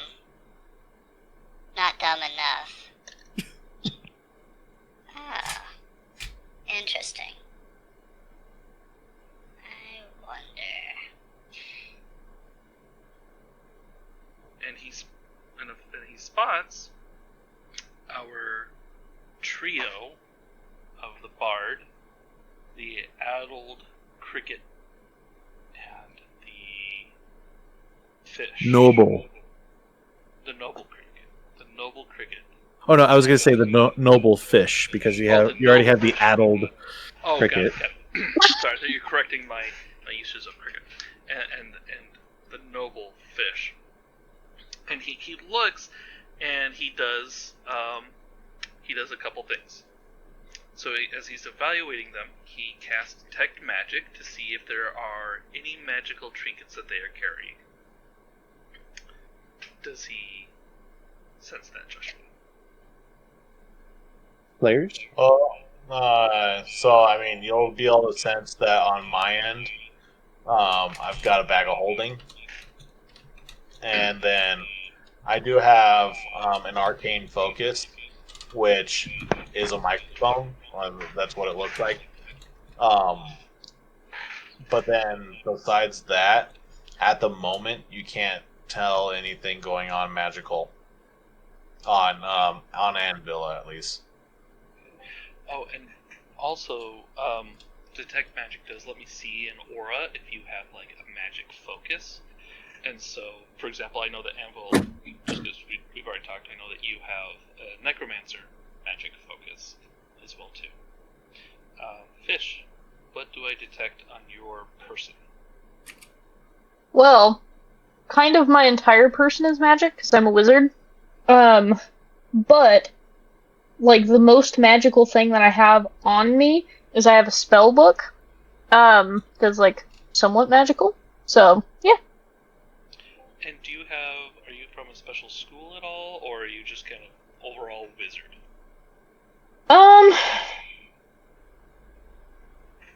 And honestly, it doesn't I matter much. low-key forgot.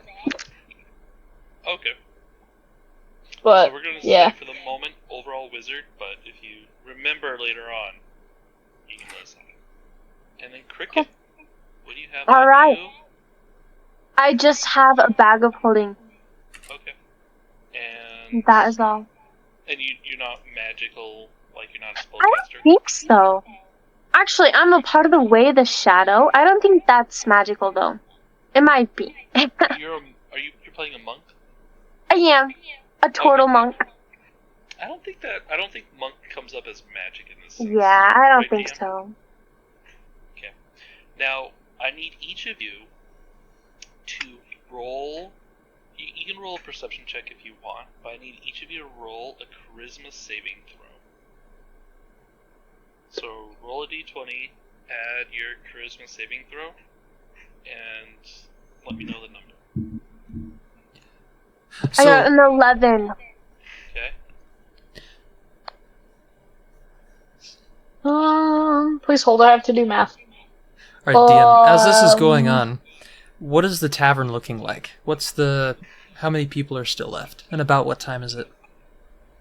So things are starting to die off. The music waning and coming to a close. Definitely, if it were a special occasion, it'd be well into the wee hours of the morning. However, tonight was a normal work day, and so probably close to 9 o'clock ish. Okay. There are a good amount of patrons who I don't need no bedtime, and so you can tell they still got a good amount of hours still left in them.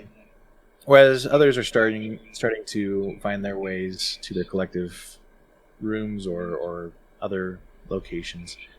And so instead of the full hall being filled as it was, you're probably looking at a half-filled hall by this point. Okay. I just go from the back of the tavern and I walk to the front and I just take a couple of seats to the right of where everybody else is. So, I was able to roll a 23, by the way.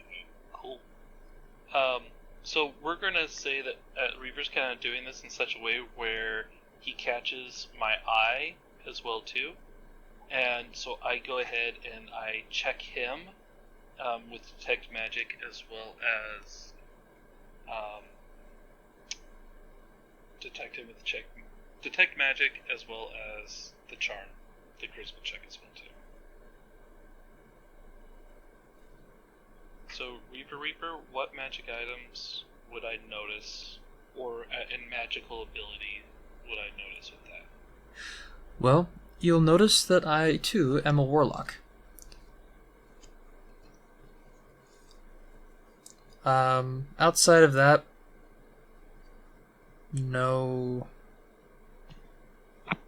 nothing else very spectacular. So not the necromancer, cricket. So the reason why you rolled that save was to let me know what kind of alignment you are. What is, since you didn't pass, what's your character alignment? Alignment? Let's see. Lawful good. Okay. Fish, what was your number? I got a 25. Okay, so you passed, so I don't know who you are. I don't know your alignment. Jordan, I don't know his alignment. Reaver, what was your saving throw? It was a 19. Okay, so you guys passed. So, well, other than cricket. So, so I check you, and I see that there's magical presence about you. I see that you're strong, and you could possibly be good minions for myself. So I come up and I approach you, and I say,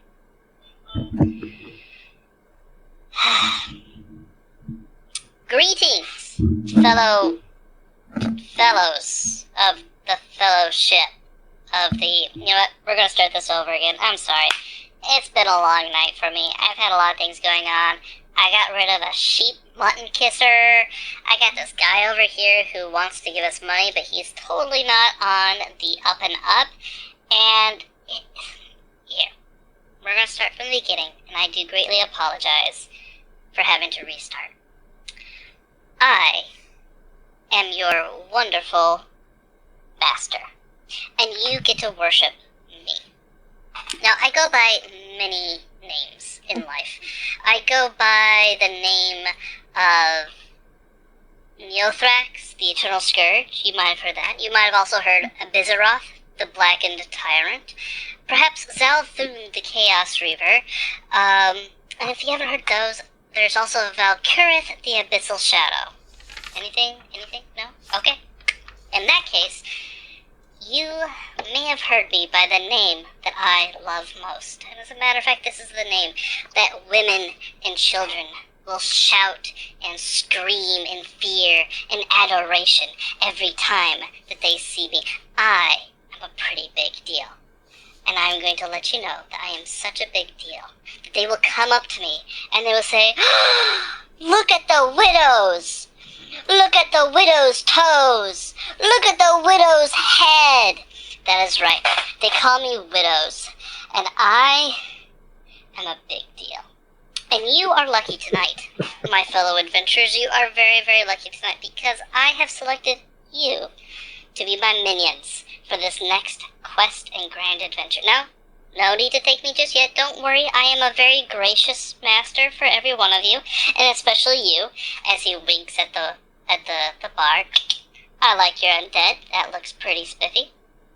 Now, it's quite simple. It's quite easy, and it's quite effective. You listen to me. I tell that guy over there that there's a big group of us that are willing to do his quest of adventure and gold. We split the shares equally, 91. And, then we just kind of move on. You get your stuff. I was hearing something about apricots earlier. You know what? We'll get you some apricots. I know you want to help him get some apricots. As I'm pointing to the necromancer. We'll get him some apricots. And Dag Nabbit Fish, you noble... Sorry, I don't know your name yet. Dag Nabbit, you noble dwarf, you. I bet you we can get you a couple new spells. How's that? Yeah, we're good? Great. What I'm going to do is I'm going to tell him over there that you're all here, that you're following me, Widdles, your mentor, your master in chief, the great and grand one. By the way, you don't know who I am, and you don't know my class, and that's fine. Don't worry about it. I do fun things. I'll take care of you, and you, and you, and you, and you, and you. And yeah, I'm just going to kind of go over there, and don't move. Cool. So, to interject, as you're saying that, you see my head, which is fully obscured by a hood, kind of drop, and I start scratching small little symbols into the table with my finger for just a moment. And then I stop, and my head sort of comes back up, and I pull my hand back kind of underneath my robe, covering the bony finger that you saw. I like that. That's cool. Are we sure he's a big deal? He looks kind of small to me. I will say, real quick, was his name Willie Widdles? Look like it. As I'm kind of walking away, you guys have a chance to I'm doing like a little bit of a pause as I turn and go in case, because for a reaction. But you do hear me say, Yep, it's Widows. Follow me. Emerge. Shell! Remember? Yeah, I agree. He's kind of a freak. Ooh. Alright, we'll follow him. I agree with you.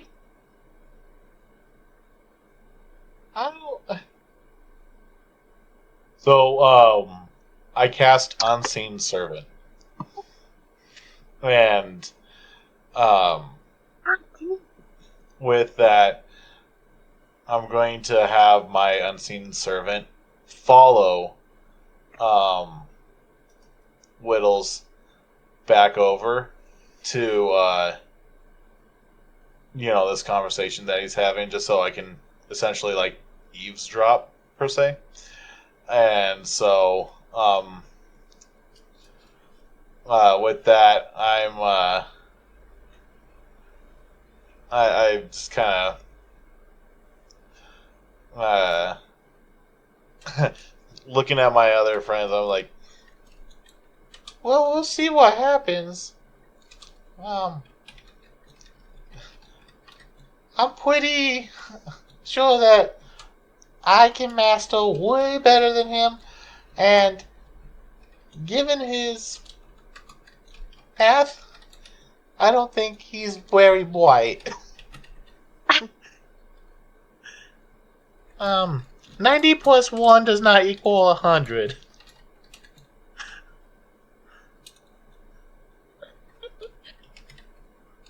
Fish and I. Or let's see. You go. We will see where this goes.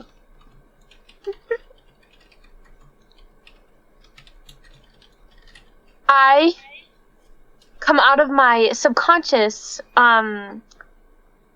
mumblings and I say, "You will be a great master. You would. And then I go back. Swamp. His brain. Catching. Mumbles.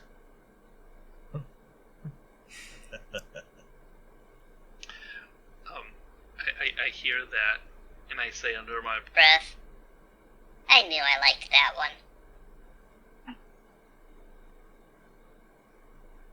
Okay. So I'm guessing that there are. I mean, obviously there's reservations and hesitations and everything like that, but there's no like immediate stopping me objections. So I'm going to continue walking back to the quest giver, and I'm going to say, Okay. I got your team, Chief. There's me, the amazing bard, master of things you don't need to know about. And then over there, we have a dude who's a warlock. Warlocks are cool, really small, really tiny, but not him. He's big. He's got big magic. He's pretty cool. And we got ourselves a necromancer over there who plays music. That's pretty sweet, isn't it? Didn't you see those skeletons playing just there? My goodness, that inspires me, even if he isn't a bard. But I'm pretty sure he's part bard, because I felt it. I don't know about them, I felt it, though. And it was amazing. And then we got this other guy over here. They call him Cricket. He's small, he loves his apricots, but I'm going to tell you this right now. Just because he's small and loves apricots does not mean he is not a good fighter. I saw him 2 nights ago. He was battling 3. Count them. 1, 2, 3. 3 bears. 3 bears. He didn't win, but he survived it, and it was amazing. I loved it. It was awe-inspiring, and that's why he's my minion. He's loyal. You just heard him, right? You just heard him saying that I'm a great master. See? Told you. I got my team. And then we got this one over here. The wizard. Just a general wizard, but that's the scary part.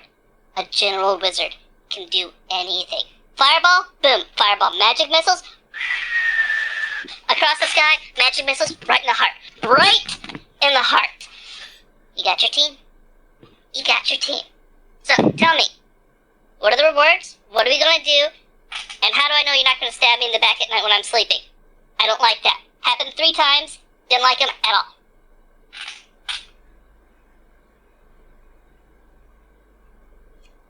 So, glancing up from the material he was reading, do you all know him?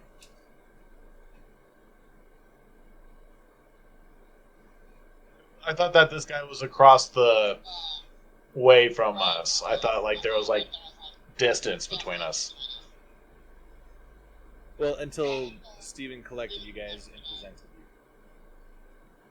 Oh, that's why I had Unseen Servant following him, because I wasn't moving.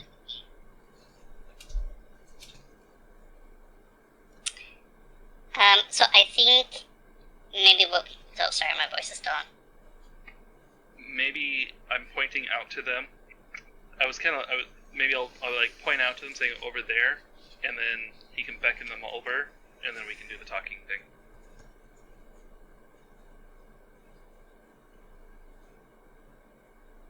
So, you beckon us over? Yeah, what I'll do is I'll kind of go, like that.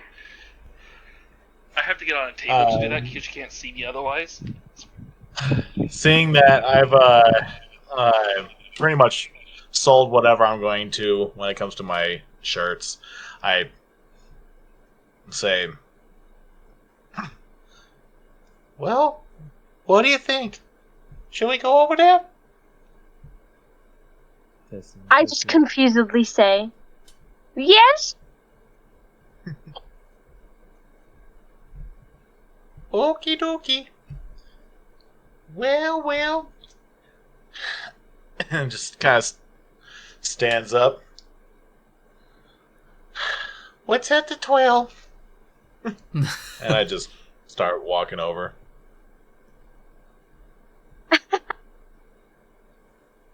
I too kind of slowly get off my chair and make my way towards Widdles. What I do though is I make sure that my unseen servant is now above me. That way I can kind of just put him wherever I want to. since I got this guy for an hour.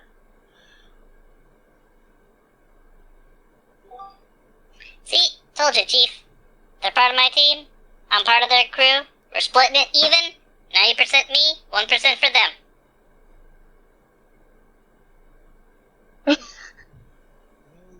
I do commend you for calling to action. Yet again, a seemingly competent crowd. I applaud you, really. Do you want me to hit you in the knee again? I can hit you in the knee, Cricket can hit you in the knee. We can do a two for one combo. Do you need to see that? I will do it. I will do it. And at that, his eyes twitching a little bit as he says that.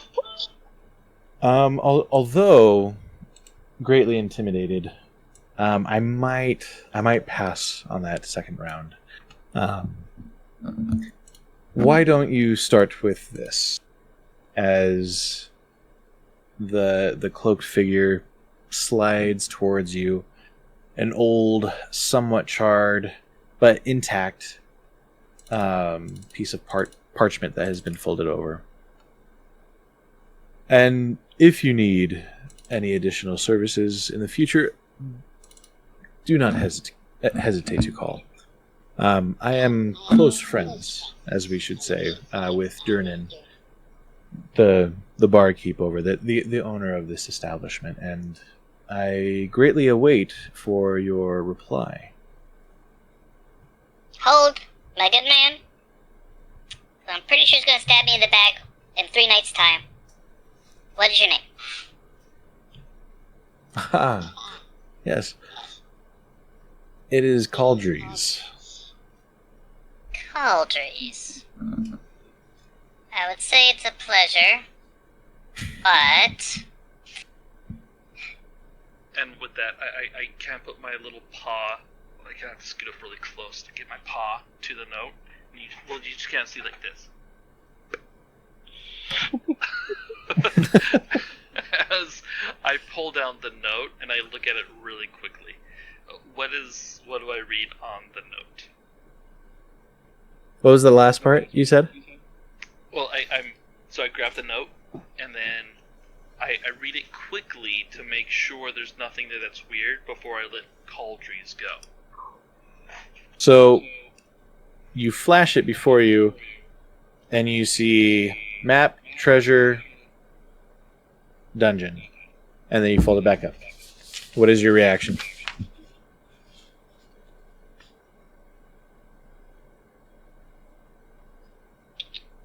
Sorry. Woohoo! We're gonna make it big tonight! I mean, this is satisfactory. I appreciate the information, my good man Caldries, and you will see that our services are well worth the payment.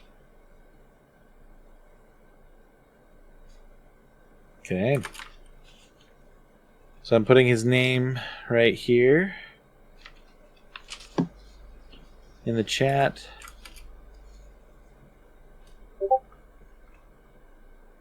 And then one thing that you also see on the piece of parchment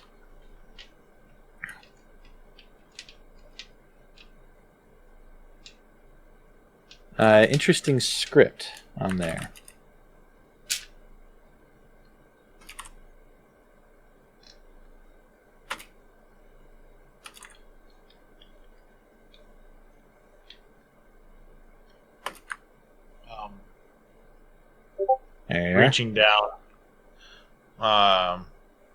Reaching down, I address Widdles. Mind if I take a look at that?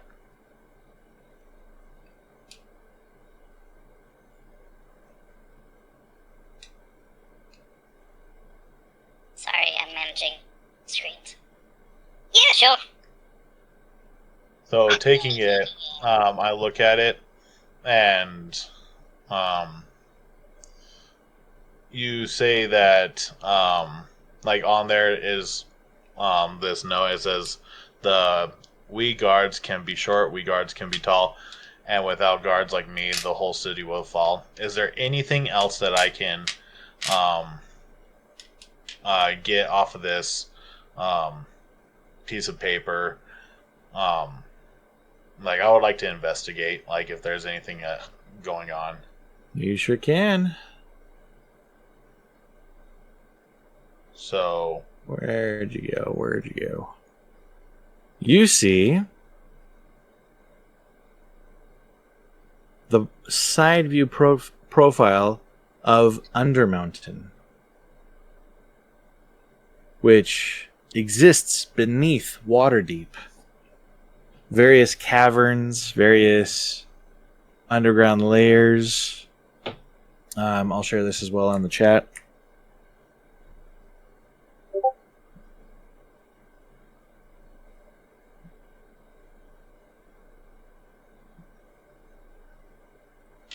And in particular, let's see, just make sure. There we are. And in particular, the dungeon level.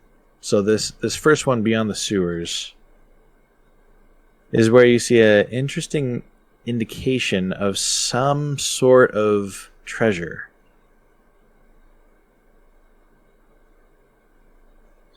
Looking back at Colleges, I say, so, essentially, we go down the well, find that well right there, and I'm pointing to, like, that kind of hole that's in the middle of the tavern that I remember you describing, and we go down that well right there, go all the way down, and on the dungeon level, we get the treasure. Bada boom, bada bing. You just got like a little Brooklyn part of it. Ecologies. The man said bada boom, bada bing. Now, don't get me wrong. I would go and obtain such things myself. However, I find myself without the same sort of companionship and aid that you were so readily able to call to arms. Can I do an insight roll to see if he's lying just then? Absolutely. While he rolls, I speak up. What's your game? Tell me, what are you really after? Why couldn't you do this yourself? If I'm involved in this, I want to know what I'm up against. Yes. So, I must admit, as a wizard myself, I do find a fascination for objects of power. This one is of no particular bother or mindset to you. Simply retrieve the long fabled chest that is in that dungeon level. Let me rephrase my question. Not what, but who am I up against? Why, whatever may be down there, as adventures have come up, as you saw yourself, there's bets to be made of who can survive down there. I have not personally delved down there. However, I have heard of certain items of interest that it would be very, very important to me to obtain. Of course, all of the remaining loot, all of whatever spoils of war that you find down there, it is yours. Fair enough. Now, logically speaking, if I wanted to learn more of this underground cavern or whatever you've called it, where can I go to learn more of this place? Who can I talk to? Wait for the next person to come out. Speak with them. People go in there regularly? Oh, depending on your definition of regularly. but it is it is legendary.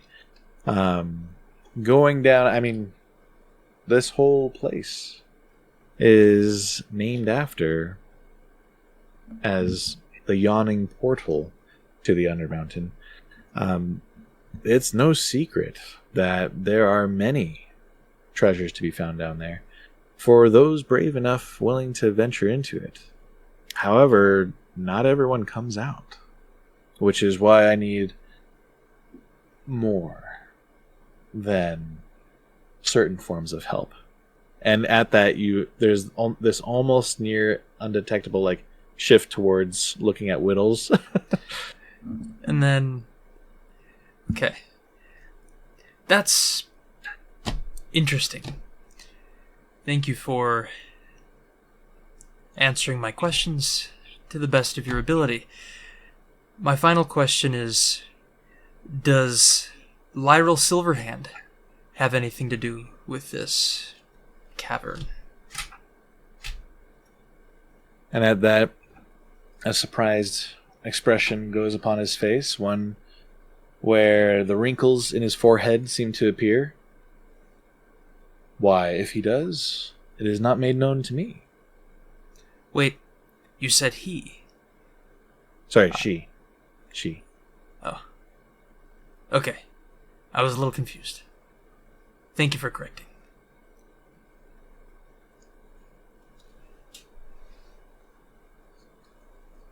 I finished.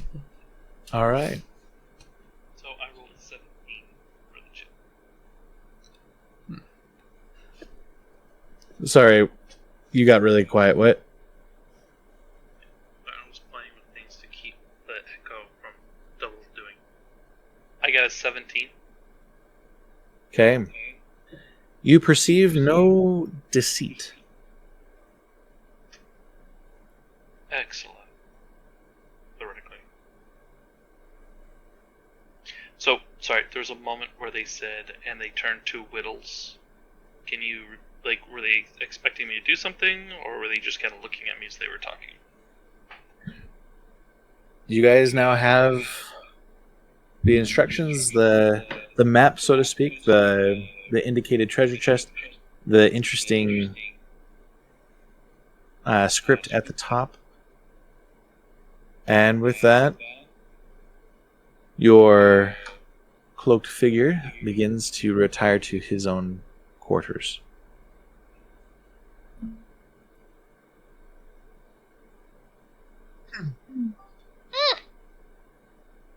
That's over. Yeah, he's gonna stab us in the back like the first second he can. Did you hear me? You're gonna stab us in the back the first second you can!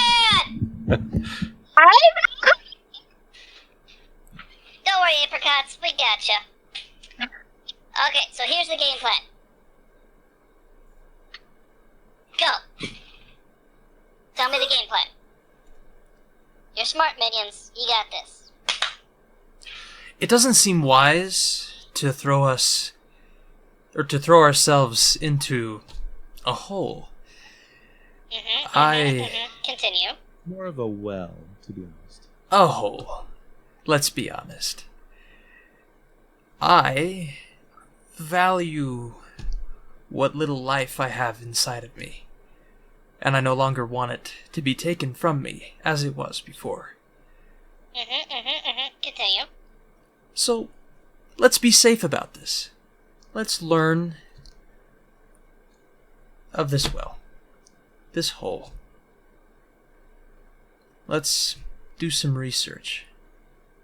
Maybe there's somebody around town that survived, that knows a little bit of something about this place. I mean, we could go talk to Lyral Silverhand, the queen, if you will, of this place.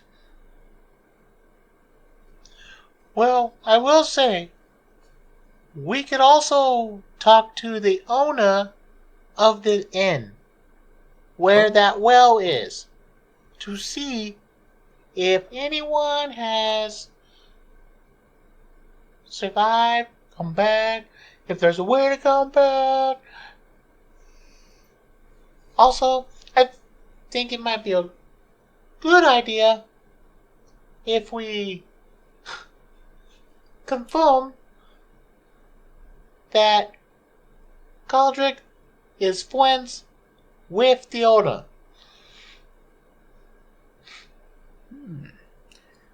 Good idea. Would you like to lead the way? Hold on. So, knowing of the owner, I will say that I know who to talk to, and until something else happens, I will start looking for the owner to investigate and inquire about the well, the relationship, that kind of stuff. Sweet. Sounds good. Hold on. Apricot, what you got? Apricots? I retract into my shell. And then I roll across the floor. And then I go to the guy with the C name. Whatever that was. It's called They called that name. Yes. And then I roll, I bump onto his leg or whatever. And then I retract out of my shell and I start mumbling again. Realized exasperations! Apricots! And that's all. Noble fish wizard dude person thing. Translate. I got some of it. I got the apricots. And that's all I got. What you got? Translate.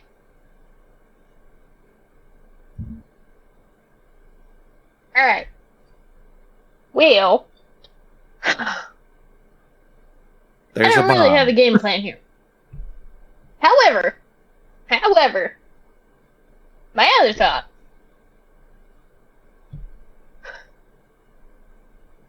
What if we're thinking about this weird little well hole thing, whatever. Yeah, you know how Cricket, my best friend, you feel, he's quite round, Continue. perhaps a little bit dense.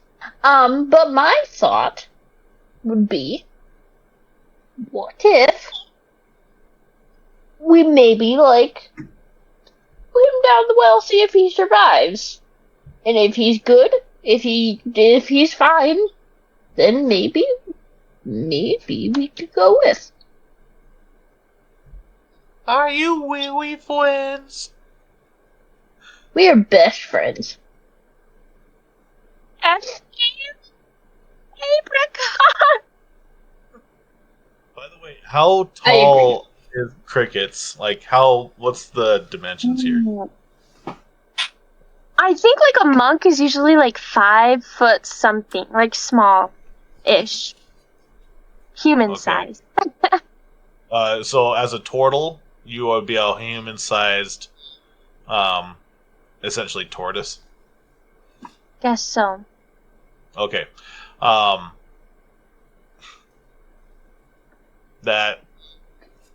Okay. I just need to get a mental image of what this looks like. So seeing that there's really Widdles is taking is commanding leadership, but I'm not going in no hole. After just talking for 2 seconds, I mean, I was performing longer than I knew these people, so even though I'm interested, I'm looking for the owner. Okay. So I heard apricots, push apricots in the hole, talk to the bartender, go see the queen, but we got 12 apricots all in a row. Okay. Here's the plan. The bartender, the owner, is right there.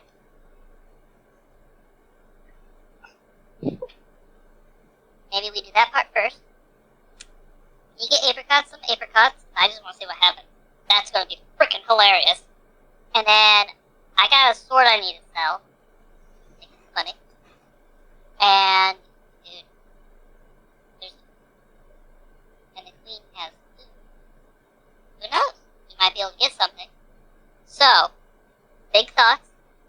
brain, right there. Big brain. Bartender, apricot, soft, clean. When we get to the well, maybe apricots goes first, maybe not. We'll just play it out. I need Widdles to roll a intelligence saving throw. Okay. Intelligence saving throw it is. Is my voice volume okay, or is it really quiet? Okay, good. I'm playing around trying to make this all work. Intelligence saving throw.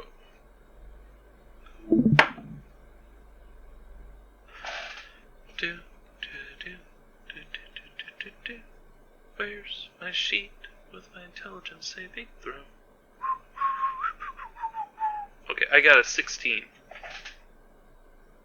Okay, you did not earn a point of exhaustion for all of that mental math. You just did. I love it.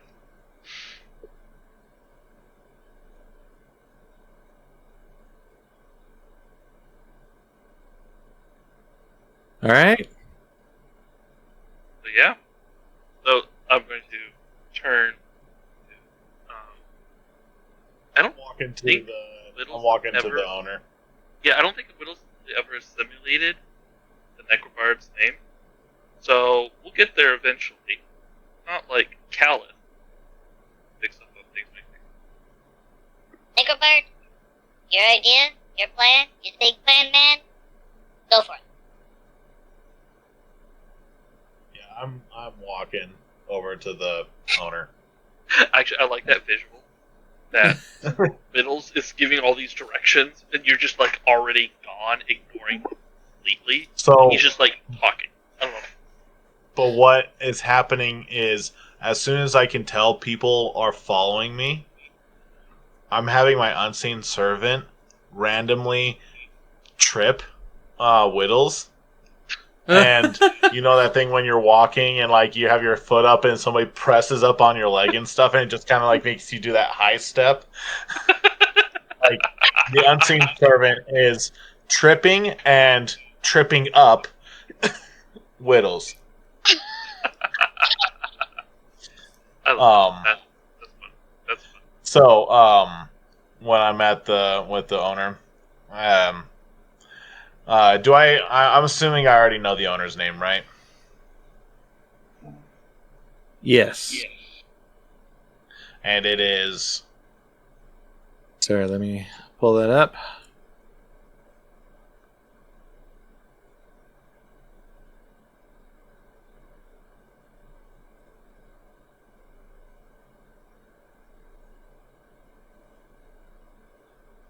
Come on.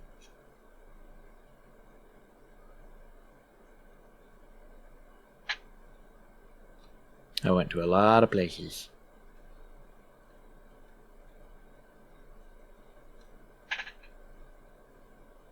Okay, so it is Durnan.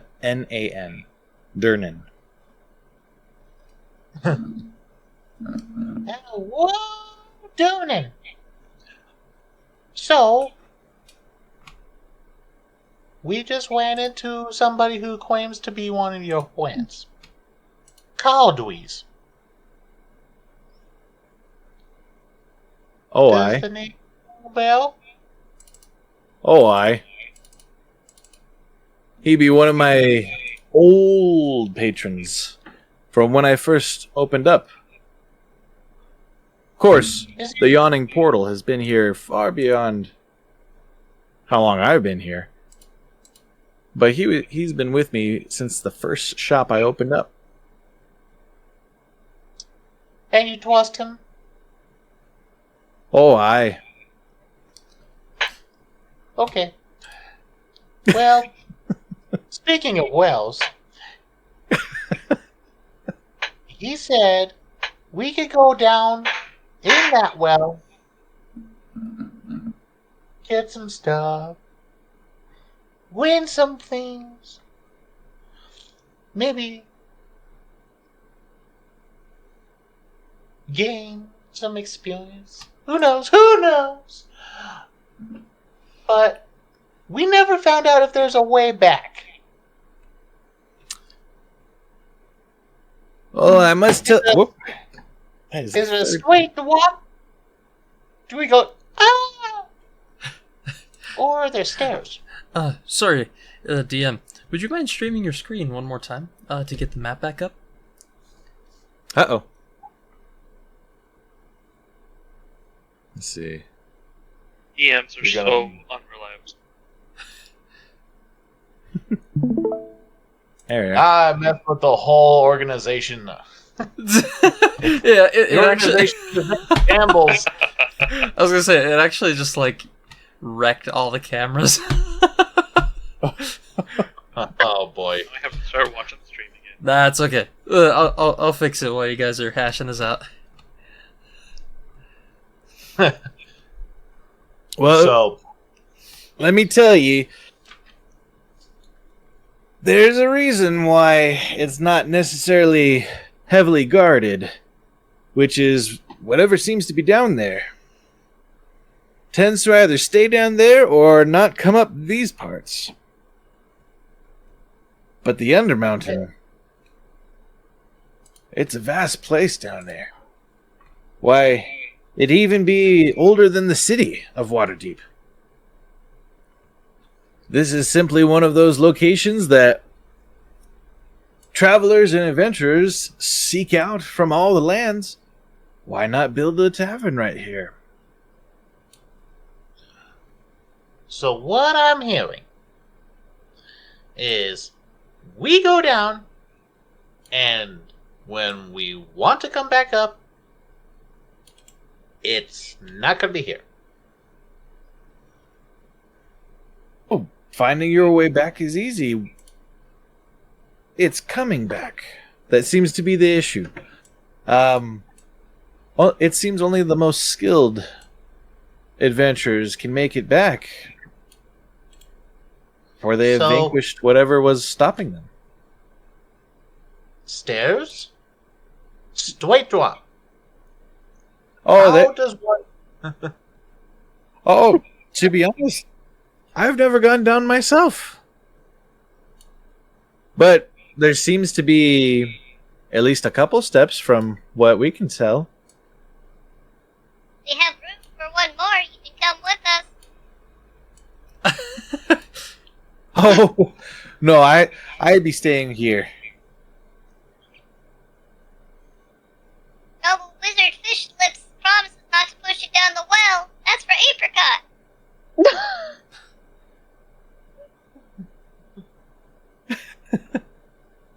So, Just think about it. Get back to me. Oh, so kind of I... Go ahead. Oh, no, just responding like to his, get back to me. Sure. Finger guns.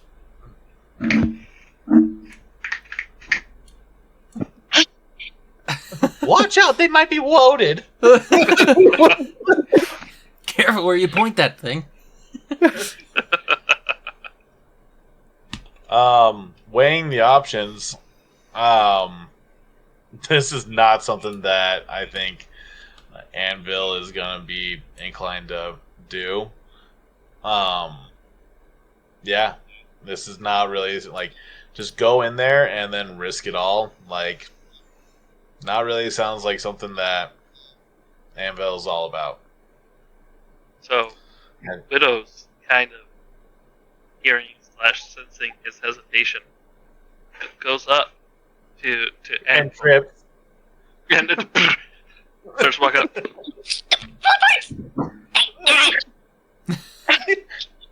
So, and like he's down and props himself up. Raises himself. Get on the counter here.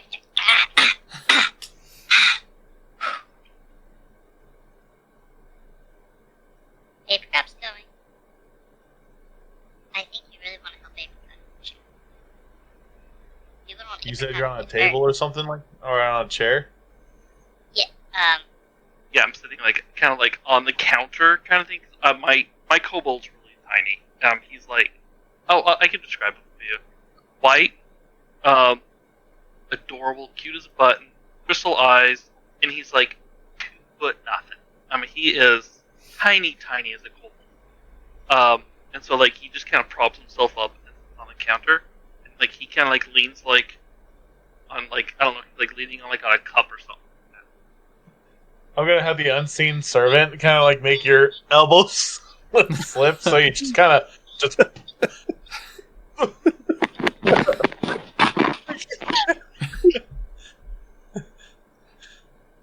Listen, I get it. You don't want to go. Honestly, I didn't want you to go with me, but we're just kind of here. We're in it together. But Apricot wants to go. And I like Apricot, and you like Apricot. You wouldn't want Apricot to get hurt. I don't want Apricot to get hurt. You got some really powerful servant. I got this big brain here. I'm pretty sure between the both of us, we can protect Apricot pretty good. I don't trust noble fish lips at all. You wanted to push Apricot down the well and see what happens. I don't want that to happen. I want Apricot to survive this. Excuse me, Music Man. I didn't catch your name. I will err on your side as well. Would you like to go and do some recon, if you will? Let's learn of this place. Real quick before the bard answers, I need Cricket to do a charisma saving throw. Oh no!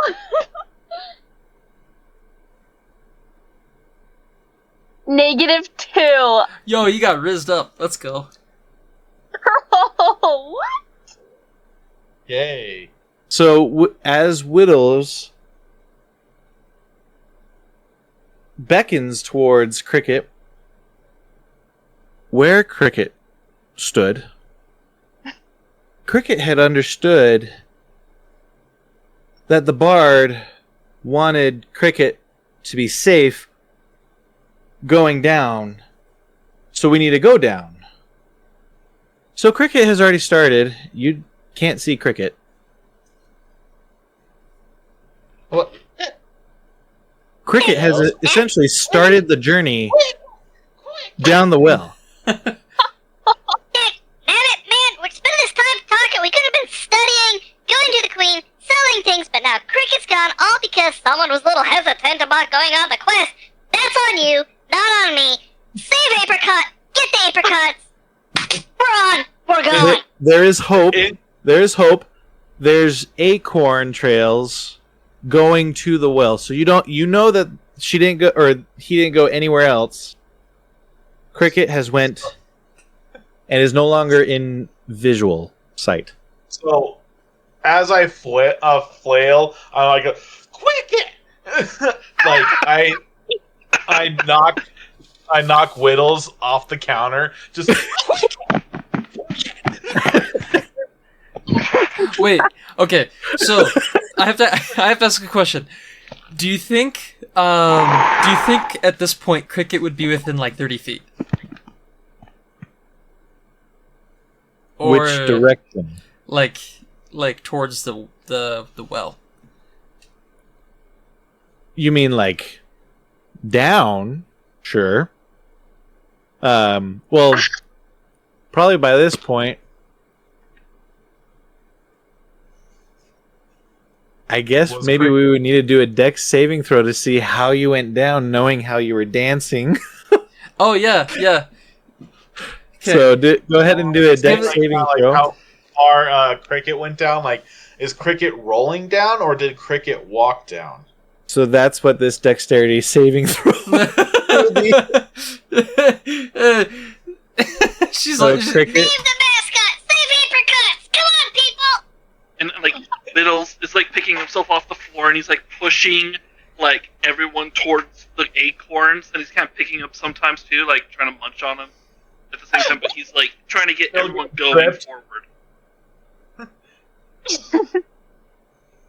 So what'd you get, Cricket? So, 17. Oh, a 17. Okay. Yep. So you do not hear clash bang boom but Cricket's gone. I go over as quickly as I can, and I peer down the well. Get her, Warlock! Get her! What do I see? Okay, so peering down this well, clearly time has touched these walls. The stone circular pattern going down. And actually what happens is there's a couple steps leading down to almost like this flattened earth section with walls going up, so that way not anyone would just fall down into this almost dugout pit. But it looks like this used to be the original layer of the earth, of where the earth was. And so over time, the tavern was either built high up, or just over time something made that section of the earth sink down. And within this squared off center of the tavern, which the tavern is capitalizing upon all the adventurers coming in and the fame of this well, and even those just coming to see adventurers coming and going in and out of the well, there is indeed an archaic styled well with an acorn on the ridge of it. And that is all you see before you actually peer down into the well. So, looking down into the well, do I notice any stairs, or is it just a straight drop? So you do see a ladder made of rusting iron, strong and thick, but with a coat of speckled spots of rust here and there. Okay. Are there any torches on the walls? Not in particular for the little subsection. Like, you could almost view it as like a drama theater stage. You know how like they have like a subfloor that can kind of open up. And that's what would be going down. And so any torches would be any lights or lanterns within the tavern itself shining over, because it's not an enclosed well at all. It's just there's stairs leading down to this earth patch. And so you would be taking the tavern itself for those sources of light. All right. Out of my way. So here. I push Bone Reaver a little bit off the side. I pick up 3 rocks, and I cast the cantrip light on each of the rocks. They glow, and I hand Bone Reaver.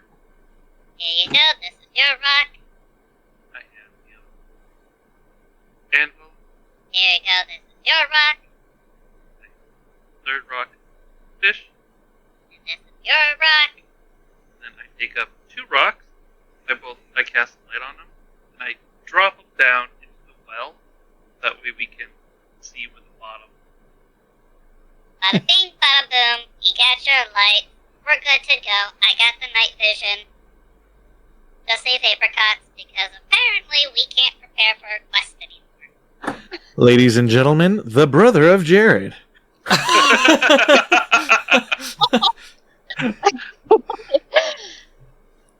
I hope this well is tight like unto a dish. All right, Steve, as you drop that light, Cricket, go ahead and make a sound as if a rock fell on your head.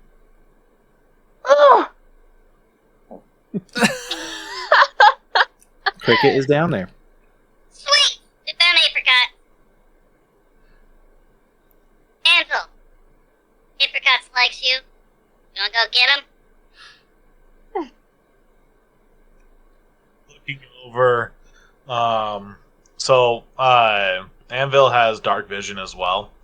Oh, I do too. Yeah. So I have dark vision up to 60 feet.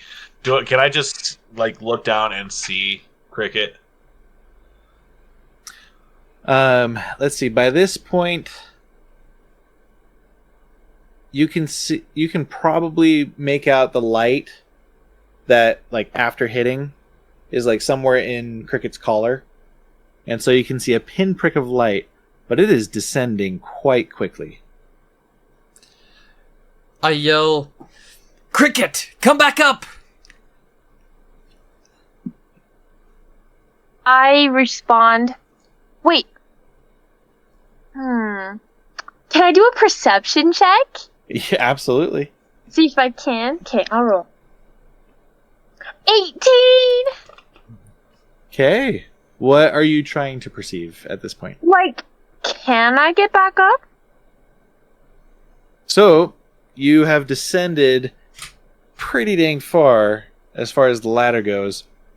And as you're looking, nothing's obscuring your way back up, but you have a -2 charisma check. So you're not necessarily persuaded anywhere else to go other than to carry forth. Hey, I'll just... Ooh! I cast Charm Person. Okay. Alright. I have my unseen servant at this, like, while this is happening, like, kind of like do that press on the back of the knee to kind of have Widdles just go.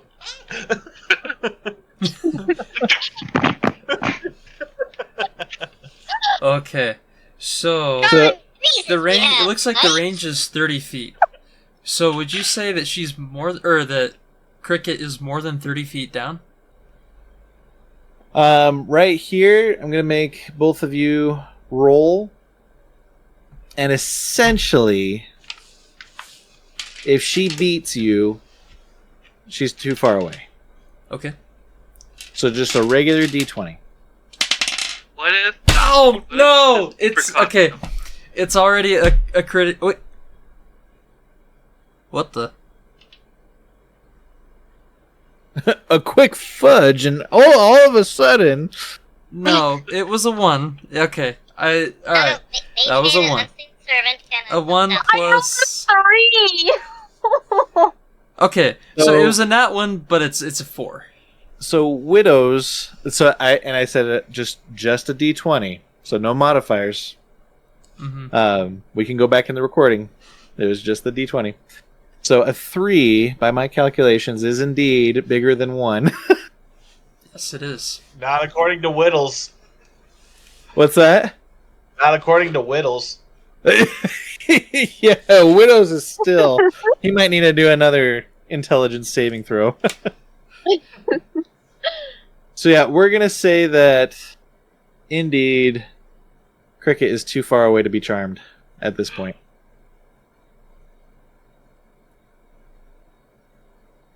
And I might actually say this is a great pausing point for our session tonight. Really quick, I looked up and I'm gonna get myself off the ground. You know this is your fault, right? You know this is your fault.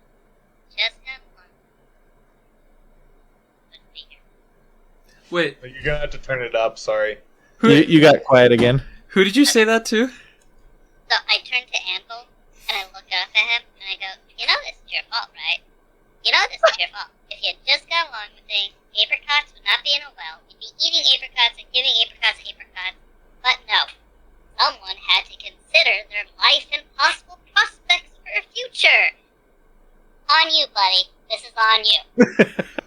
I have my unseen servant push him over, like into Wait. well, Is but in the direction of, like, you know, so like he's falling into the well, but right next to, like, the ladder, so he can still catch himself. I'm not trying to kill, but he goes into the well, and then might have to make a dexterity saving throw to catch himself. I don't know how far down, but has to catch himself on this ladder. So Steve, roll me a percentile saving throw. Okay. How much of the ladder are you saving yourself from falling down? So if you get 100%, you saved 100% of it. So you didn't fall at all.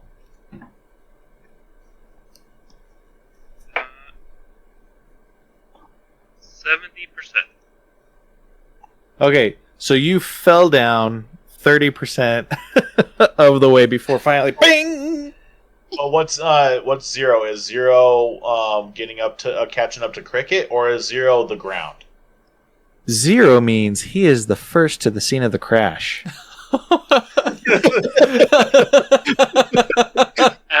I fall down, you hear me shout. So I'm assuming that. Okay, well, going down that much, I want to perceive how much he actually fell down. Okay. First off, my good man Widdles, you're gonna take a little bit of damage. Oh, D20. This was. I mean, I wasn't trying to hurt the guy. I was just trying to. He blamed me for starting this quest, and he blamed me for our friend Cricket going down. So, Ducky went down the hole.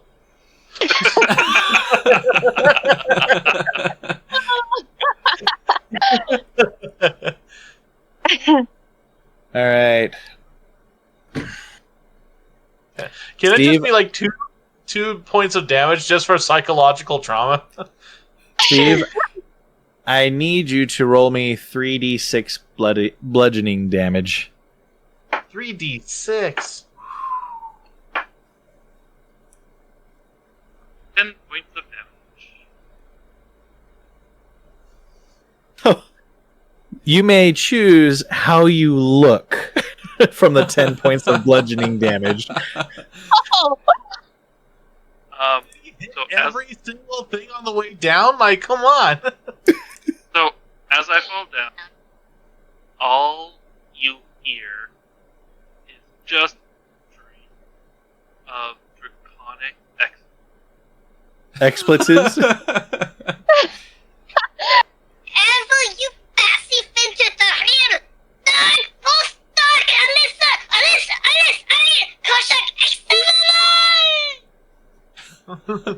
And intermittent between those are tings of iron being struck. Finally, I catch myself, and like I've got like bruises kind of like on my face. If I had hair, it should be like ruffled like Einstein, but I don't really have hair, so instead I've got like little bruises.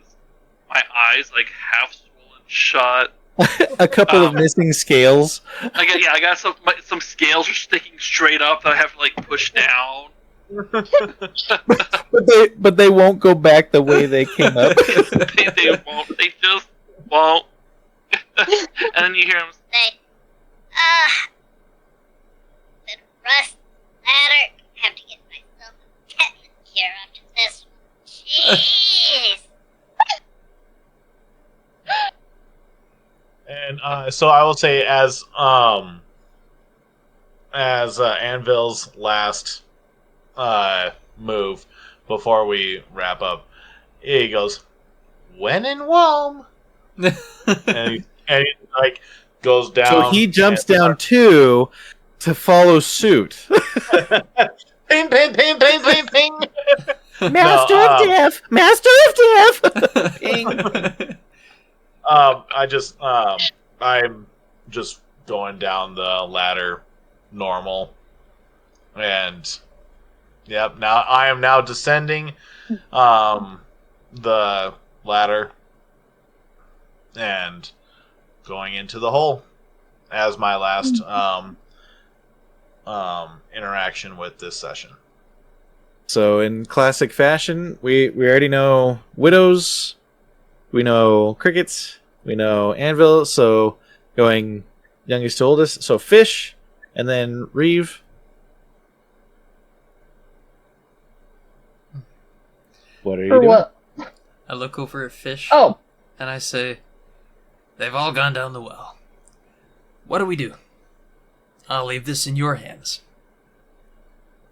Well, speaking of hands, what I'm gonna do is I'm going to cast Mage Hand, which is a cantrip, So I'm gonna cast Mage Hand, and it can interact with people, right? Mhm. Okay. I'm gonna have it just lift me down the well to the bottom safely. So Mage Hand can only carry up to 5 pounds. I'm fairly small. Another ball. I'm pretty sure your beard is 5 pounds. I'm just saying. You got a beautiful beard, but I think Hey.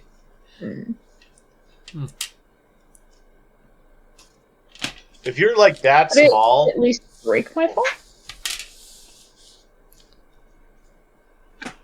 you could just jump and hit Widdles on your way down. Don't break your fall. Ah! will you be hitting Anvil first? All of us down. Your butt just. I say, okay, fish. Why don't we just play it safe? You want to go down there? You want to use Mage Hand to lift yourself down there? That's not gonna work. Look, I know a couple of things about this. Let's just climb down. That's an option. So I what I'm climbed gonna down the ladder. Before he climbs down the ladder, though, I want to hold his hand and I just want to run to the well so that way he and I are holding hands and we jump down together. I immediately retract my hand, and I say no. Grapple! I'm flinging myself in. I don't know what you want me to do. So, Shusha, I need you to do an attack roll to see who you hit along the way down. An attack roll. Let's go. Go ahead and add your dexterity, because when we throw things, that's a dex. And so, first roll to see if you hit Anvil, and then roll to see if you hit Widows. But if you hit Anvil, it's probably assumed that you're just going to stop there. Okay. So if you don't hit Anvil, then you roll to see if you hit Widows. And if you don't hit Widows, we do a percentile to see how far you keep going. Uh-oh. Alright, so it's just a straight d20, right? And then add dex, right? Add dex, yep. And so, Jordan and Steve, get your ACs ready. Okay, so I'm rolling twice? First roll to see if you hit Anvil, and then we'll determine from there. Alright, so I got 12 plus 2, so 14. So, with Mage Armor, I have a 15 AC. But I was not expecting to be hit, so I don't have a Mage Armor on, so I have a 12 AC. So you hit me. Okay. So, Jordan, I need us to roll how much of you she hits. So you roll a percentile, and then if it's 100%, then it'll be 2d6 of bludgeoning damage. If it's 50% or lower, then it's only 1d6 of bludgeoning. And so I gotta make sure that I know how you roll percentiles. So I rolled a 10 and a 0. Is that a 20 for you? It is true. My dice are flat. So, anyways, I think what I'll do though is I have a D100. I think I'll just roll that from now on. Oh yeah, yeah. Hey, Yeah. I saw one of those at the store the other day, and I totally want to get one. I didn't bring That's it out awesome. because I'm not used to percentiles very often. That that's Jordan, that is an unbelievable D100. I love that. What I'm going to do is percentiles. I'm just going I to love roll it. this guy, and I'm not going to worry about that whole conversation because I didn't completely. God, as I was having that conversation, that I just, you know what? Let's just cream the fat and Watch all of us like pull out one as well. It's like, guys, let's just Just keep it simple. Roll the one at the 100 size. 10% of me got hit. So a 1d6 damage.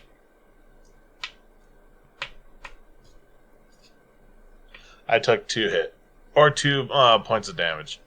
Okay, and I need you to do a strength saving throw, Bard. Oh boy. From below, you just hear. You got hurt. Widdles, if the bard fails, that means the bard couldn't hold on when they got hit. That means 2 bodies are coming down at you. Tink. My strength saving throw was a 16. Oh, okay, you save. Okay, but you just hear hear Anvil go like, "What the?" Oof. Sounds good. So does this mean that does this mean that fish clips me and is still going down, or? I already said if fish hit you, then it's assumed that it was like a because the well isn't like crazy wide. It's probably 5 feet diameter, not radius, diameter. So, like, you can get down with relative ease, but if someone's like falling, I picture fish just hanging by their foot right now, just kind of upside down as they did the fencing off a hand.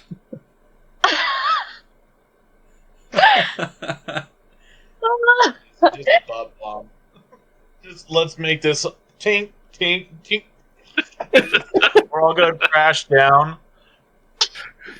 on the soft, pillowy body of Widdles. And then you hear Reeve. Here we go. I swear, you kill widows before the first round of combat, I'm bringing Sifs in at level 18. Okay. Whoa. Okay, and then Reeve, what is the method by which you descend?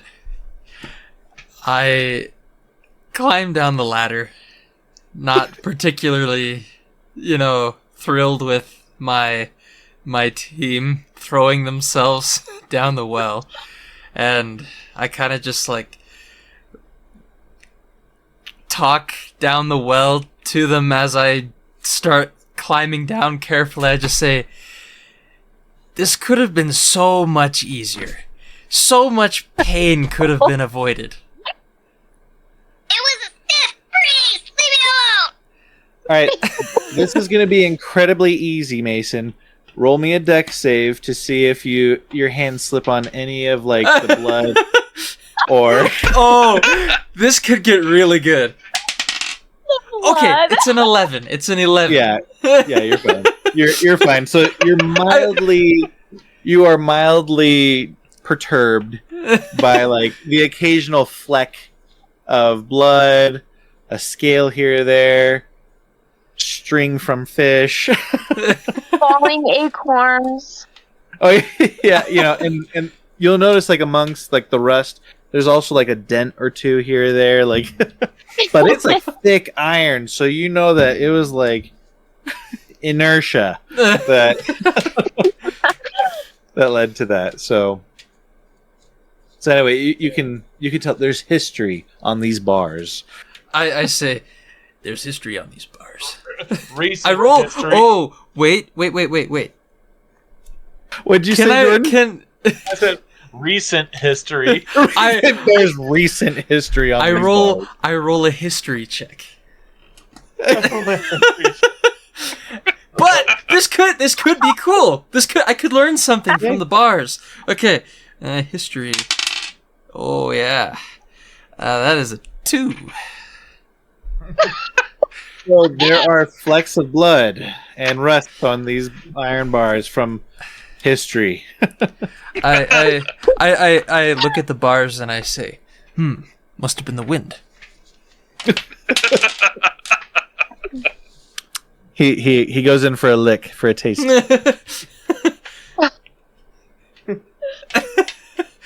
Oh no, he contracted syphilis. If only I had a tongue. That was good. Syphilis. All right. So we are descending the ladder, and that's where we'll pick up. I like how 15, 20 minutes ago, we were like, this is a good place to pause. We'll just kind of descend the ladder for just 20 minutes to get through. We're not even down to the floor. We're just, like, on the ladder still. Half our party is damaged. We'll need a healer. Oh, that's funny. I love it. The other half is looking up at the short amount of ladder that has only been traversed.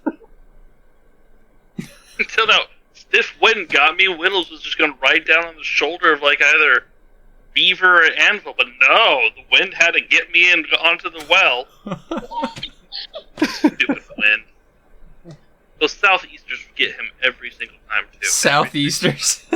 Southeasters, those are the worst. And I might have Steven do a Constitution saving throw to see if he like naturally like walks a little bit to the left after this experience for half a day. He just veers to the left.